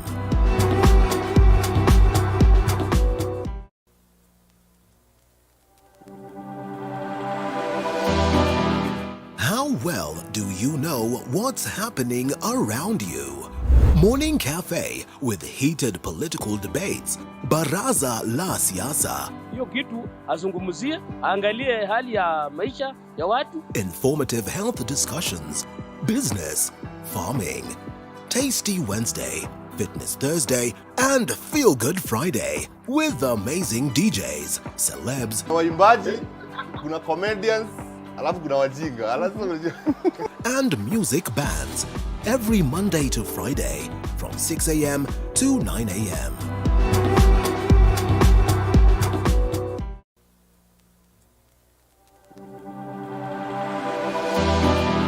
How well do you know what's happening around you? Morning Cafe with heated political debates. Baraza la Siasa. Hiyo kitu azungumzie, angalie hali ya maisha ya watu. Informative health discussions.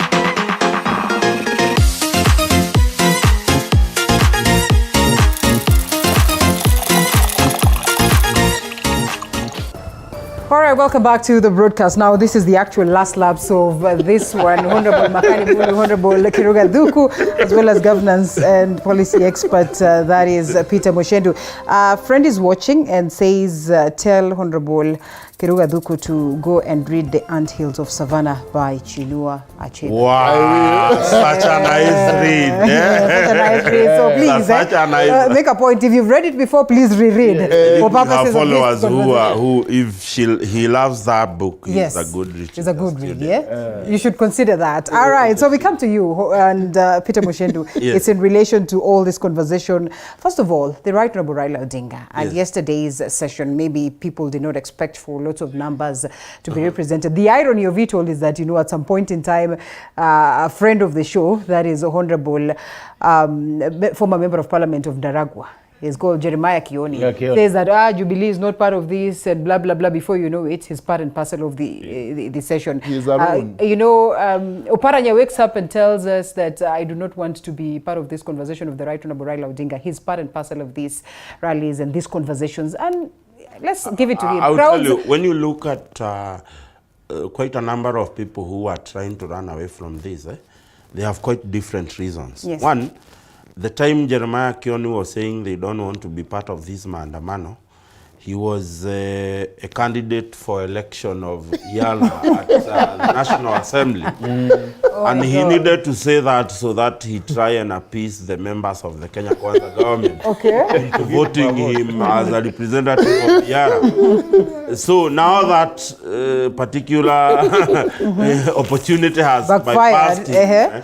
And you know, I find it an abuse of privilege when he signs a letter nominating members of Jubilee into Yara and starts with his name. And he's already an SG of a party that is receiving over, I think, over 100 million from the political parties fund that is being gluttonous. You want everything. And so it's a business of enjoying this money. So now that Parliament could not hear none of it, he is now back at Raila's place, trying to give us some lectures, saying how we stole election. We must remind Jeremiah Kioni, in Mount Kenya and Kiruga Duku will tell you, if you lose an election and members of the public from where you come from do not elect you, you also lose relevancy and you lose the authority to lecture anyone on where this country should go.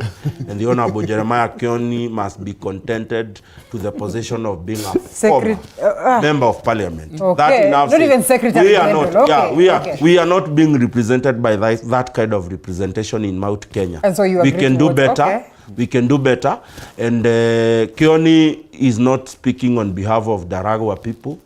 He is not speaking on behalf of this mountain. He is speaking on his own behalf and the personal gains he seeks to get by opposing this government.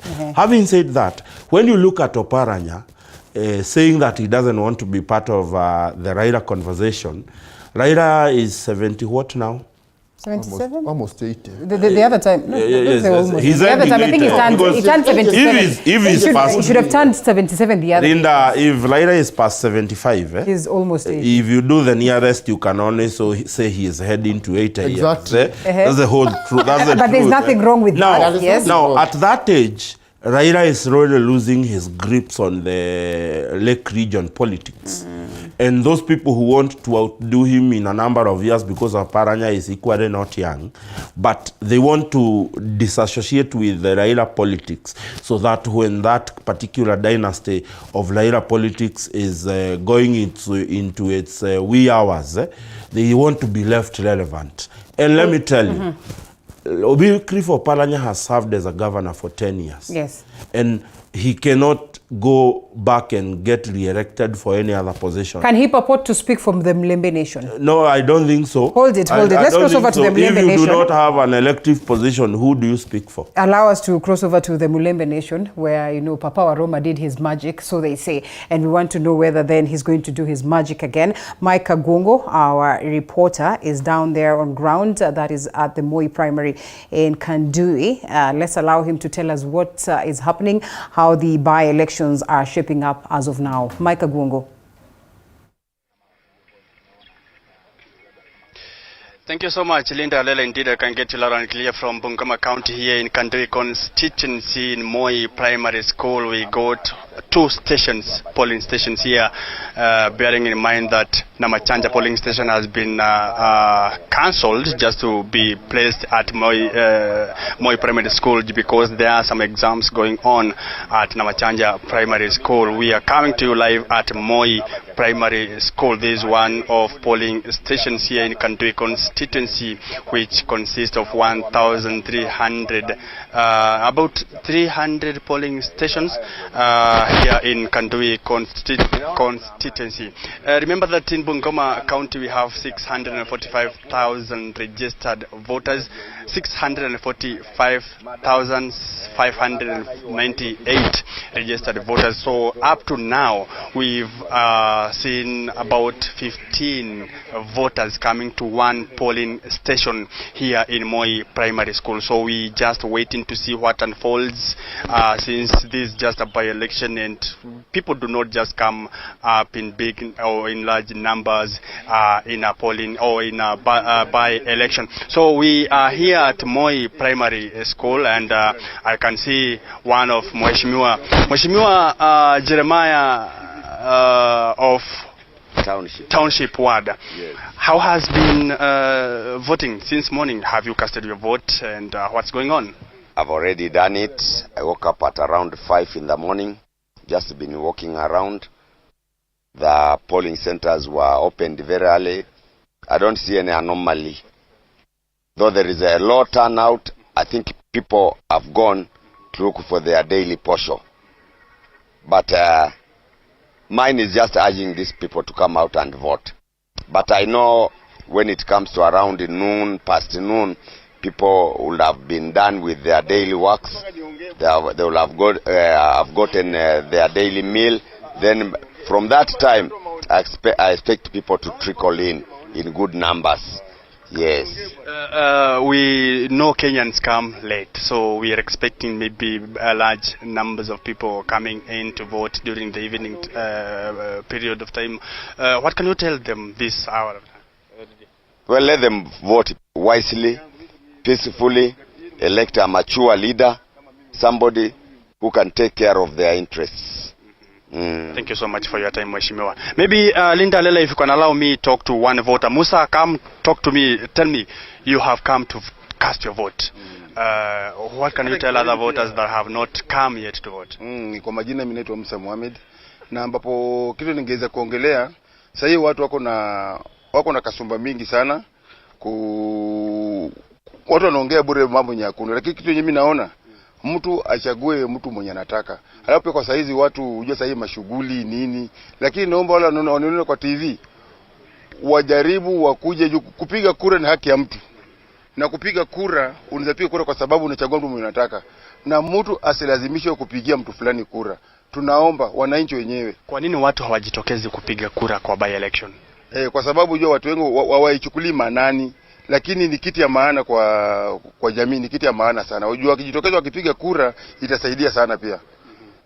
Thank you so much for your time. Linda Lela, just to let you know is that earlier on we spoke to Azimio la Umoja candidate, that is Atanas Wafula Wamunyinyi, who said that there are some allegations that they have been found ballot papers that were marked early this morning here in Tongaren constituency in Bungoma County, but we are yet to substantiate on what happened. But this place I'll be heading to Kimi Lili constituency, where Didimas Baraza is casting his voice and his vote, and just to see a glimpse of what's happening across Kimi Lili constituency and the entire county of Bungoma. So we are here and we'll be keeping you updated on whatever is happening here in Bungoma County. Back to you, studio.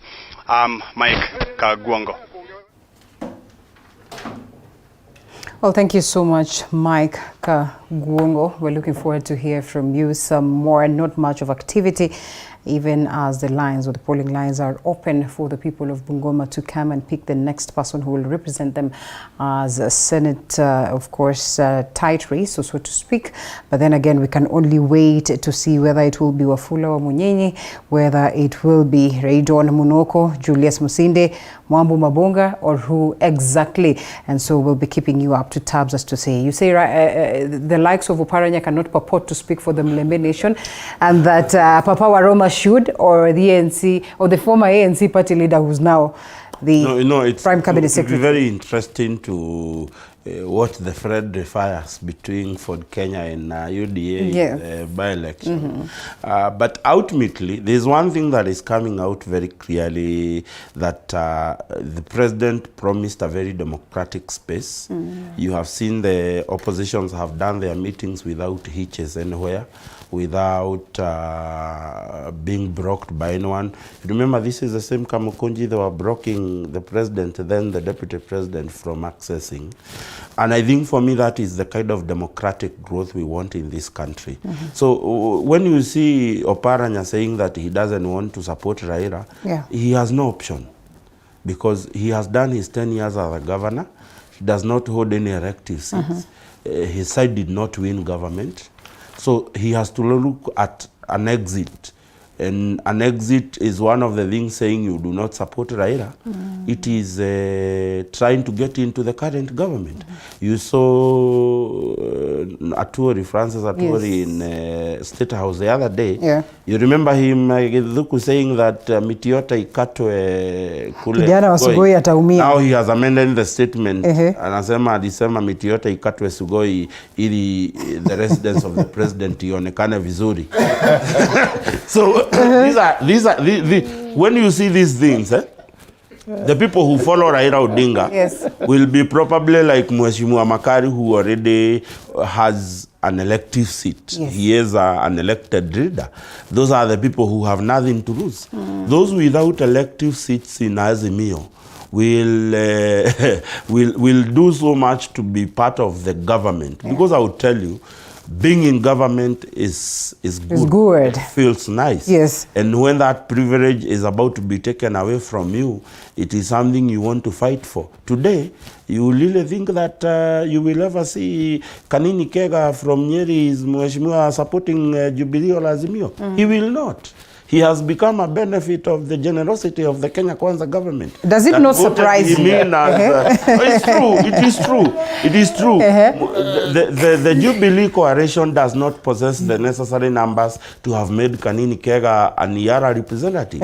In fact, he is on record thanking the Honorable Rigathi Gachagua, who also comes from Nyeri, as having drummed support for him. So the thing here is if you do not have an elective seat, or if you do not have a position you are holding now, you will not see so many of them being actively involved in matters as Azimio. Most of them will either go under so that they can work their cards at the table to be part of government, or those who have a lot of voice will go on the offensive. You have seen the likes of the Bishop Gary Gakuyo of the Gakuyo Real Estate. He is now singing the government song. He is telling us on how he was being held at gunpoint. So these people will try as much as they can to be in government. Part of Does government. it not then surprise you that Yes. Mheshimiwa Makali Mulu's party leader said no to such a lucrative offer, contrary to what we've known him? But I should remind this you, is and I have reminded Kalonzo you, Musyoka, yes. I should have reminded you, and I have reminded you that Kalonzo Musyoka is a former vice president. Yes. He, from the day he joined government, was it 1989? I can't remember the year. Kalonzo has not known the cost of employing a driver, getting a he's been government vehicle, yes. getting his own cook, getting fuel. He does not feel the pinch of the fuel at the pump. Yes. He has been enjoying the perks that comes with having served as a vice president of this republic. And therefore, he has the audacity to say no because he continues to enjoy government perks. So for those who do not have the luxury, they will say otherwise. Mheshimiwa, would you agree to that? And when Kalonzo Musyoka is now you know, Linda, so vocal, yes. the truth of the matter is that, anyway, politics is about interest. That's a fact. So I don't want to say that some of those who have lost elections might want to associate themselves with the executive now, because the executive has opportunities. But the truth of the matter, what I don't agree with my colleagues is when they say that those who have lost elections have no influence on the voters. Take, for example, somebody like Oparanya. Oparanya did this 10 years.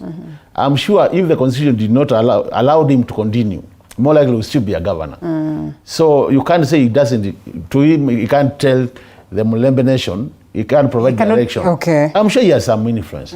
So what I would want to say is, those leaders who are out there, like now Kioni has done 10 years in parliament. You remember the first time he lost, and then he went back to campaign again, he came back. Successfully, Why did he lose the first time? He lost because he was the running mate to Mudavadi, who lost. Then he went back and people voted him in. Now this time, I want to tell you, polling station, Mudavadi got 0. I want to tell you this time, Linda, what has happened, and it's not a secret. You remember at one point, I don't know whether it was Kamodo who said what. You remember the wave for Taziri, where Kamodo said that kama ungeweka umbwa kwa ballot paper, ingepigwa kura. This is what has happened in Central Kenya this time. That some of the guys you see in parliament and Auda ticket, because they are awake. So when they see Kioni Kanini Keka, they just lost because of the way. Because of the fact that they are like this other side, not because they were not good. So to me, what I want to agree with them is that when you are out there, you don't have as much cloud as when you are sitting in parliament. But they are leaders and they can influence.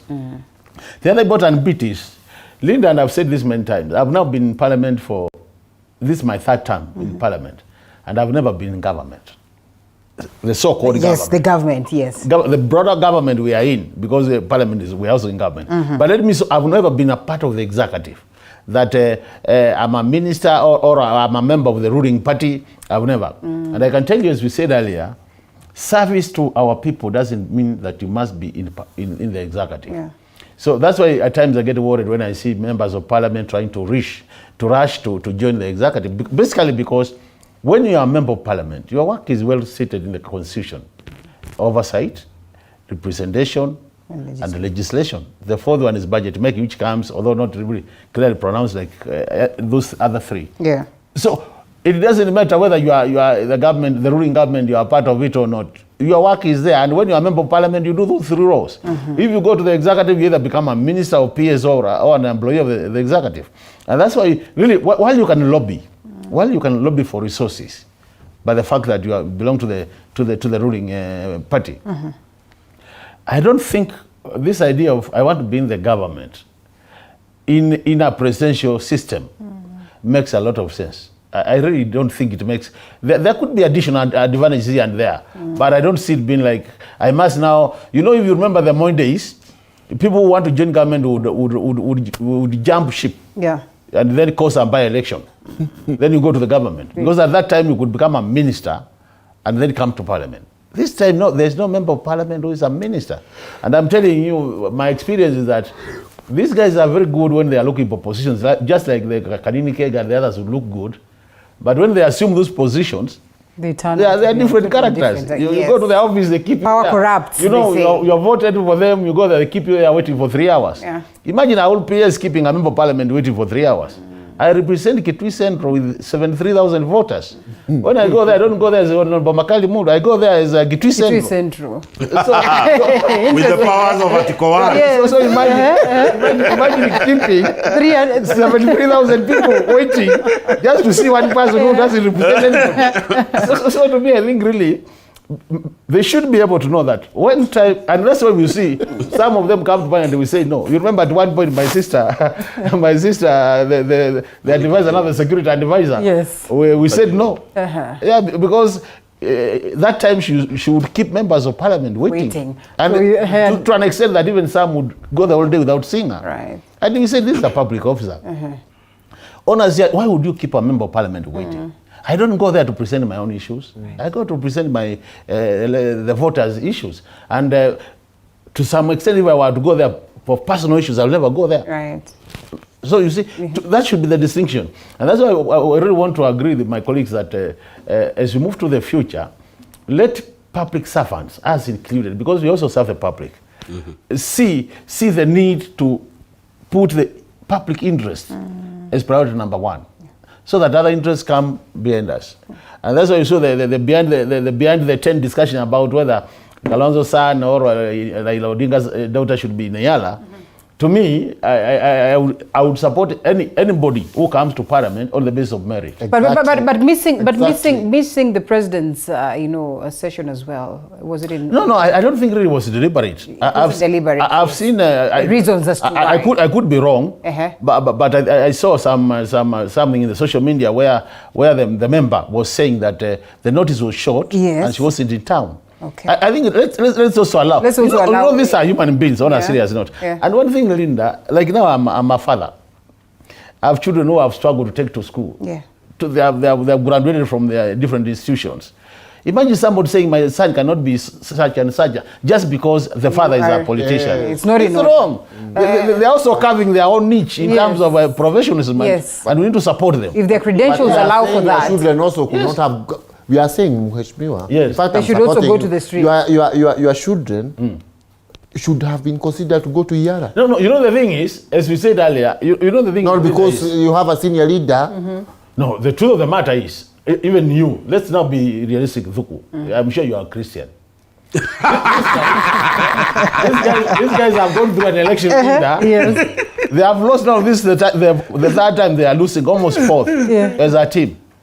You know, when they lose, as they are saying, they become raya, like everybody else. On a serious note, what would be harming Kenyans if you are just to take someone from that family and to say but at the Senate there is one of them. Mheshimiwa is confirming. It is rewarding. It was just rewarding. But I think the government of Kenya Kwanza has largely been about rewarding. We are being rational. There are people who act for it. Same thing. Everybody is doing the same. Okay. Let me be the devil's advocate here. But these people are jumping me here, leader. Mheshimiwa here. Yeah, it's my possession. You let's allow him to say something as we close. And it should be your parting shot. Yes. Yeah. Now the thing is this. you know, Moshendo here just wants to leave. He's trying to leave me here in broad daylight. And it looks like I have been paid.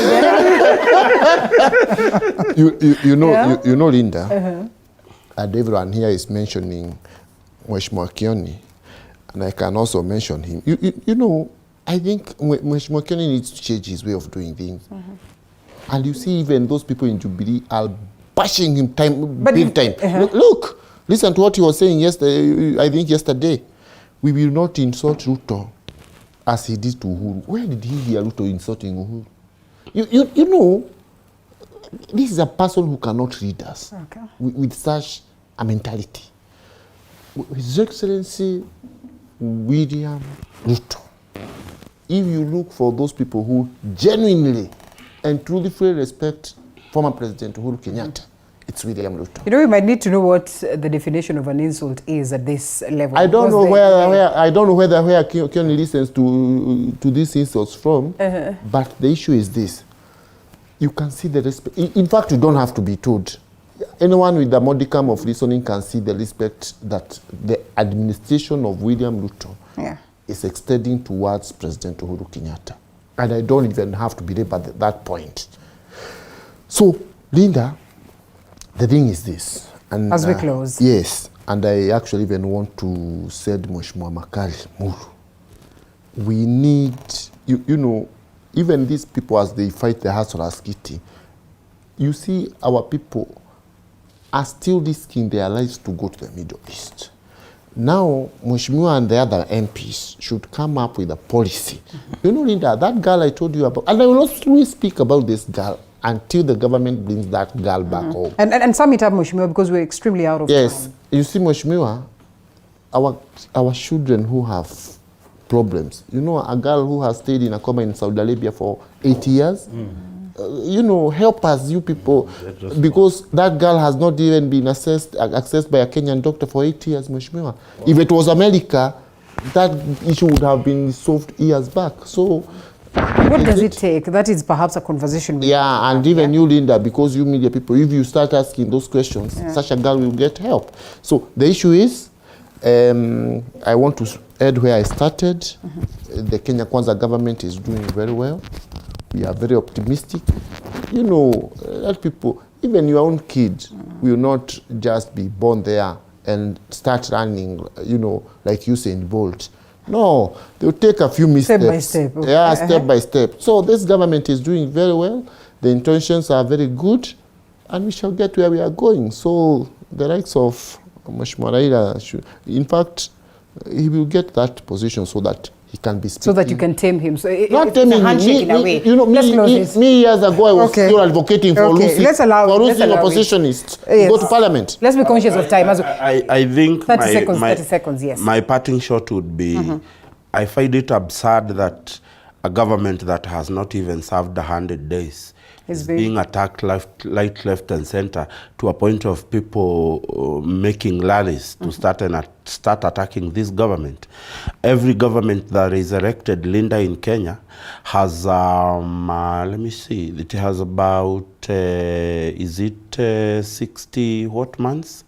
50, we should have, if you do 60 months.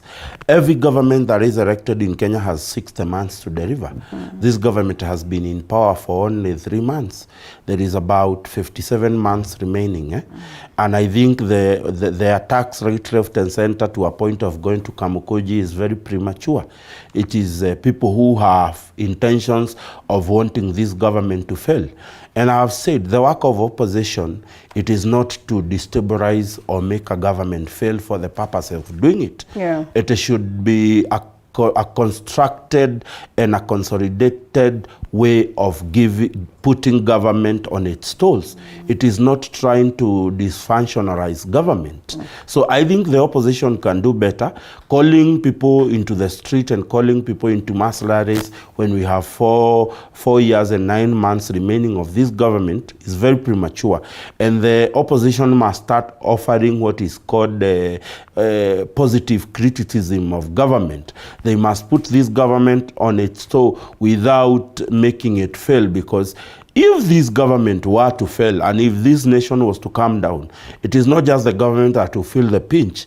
It is the very people that opposition claims to represent who will feel that pinch. So I think for me, I support the idea of forming the official office of the official opposition leader, so that they can go to parliament and registrate if they feel that that is what is needed to put government on its toes. Let's stop these abracadabras in the street. There is a reason why Article 1 is in existence that has allowed Wajiko to exercise her power directly or indirectly. And in this case, we have elected our leaders too, and we have donated and delegated our authority to them. So let's allow them to do it.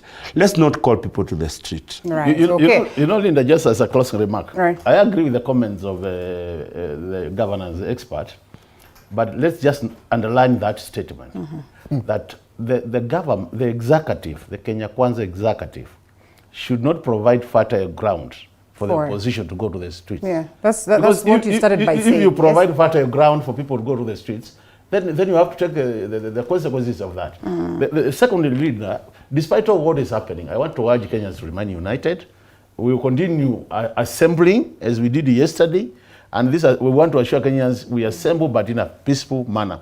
And it's good that the government didn't interfere with the And Mheshimiwa should use the right tenses. Let the government continue supporting the assembly. He's a finance expert who should use the right tenses. He should say as they did yesterday because he did not go. No. He's representing the face. But whatever would have been done, even if the government had rent all the 40 million Kenyans, they could not. The money, these people would have still gone to the streets. Allow us. I know Macau Muru is progressive. That is why he didn't go there. Yeah, no. You have had ample time. Close to the. We are closing. You didn't go. You are a good man. Commissioner Francis Wanderi. No, you are not. Francis Wanderi has resigned as well. I do not know what we are left with. This tribunal will not be there. This tribunal. Let me tell you. Thank you so much, honorable member of parliament. They mess the country. And honorable member of we must get a new thread of IEBC. Honorable member of we are doing borderless denomination next year. And then we are starting the IEBC on a clean thread. So there's no tribunal for the IEBC. But congratulations to Mheshimiwa Makali for shining street demos. We have to close, gentlemen. All right. We are shifting that gear. Yes, we are shifting gear. We are shifting gears. And yes, Commissioner Francis Wanderi is amongst the Cherera 4, and of course the third commissioner to resign after Nyagaye as well as Cherera herself. And now finally, there's only one lady standing. We wait to see whether she will also do the same. And the tribunal should have started tomorrow. The conversation will be tomorrow, yes. And so resigned by head of business today. Okay. And we have a new IEBC. All right.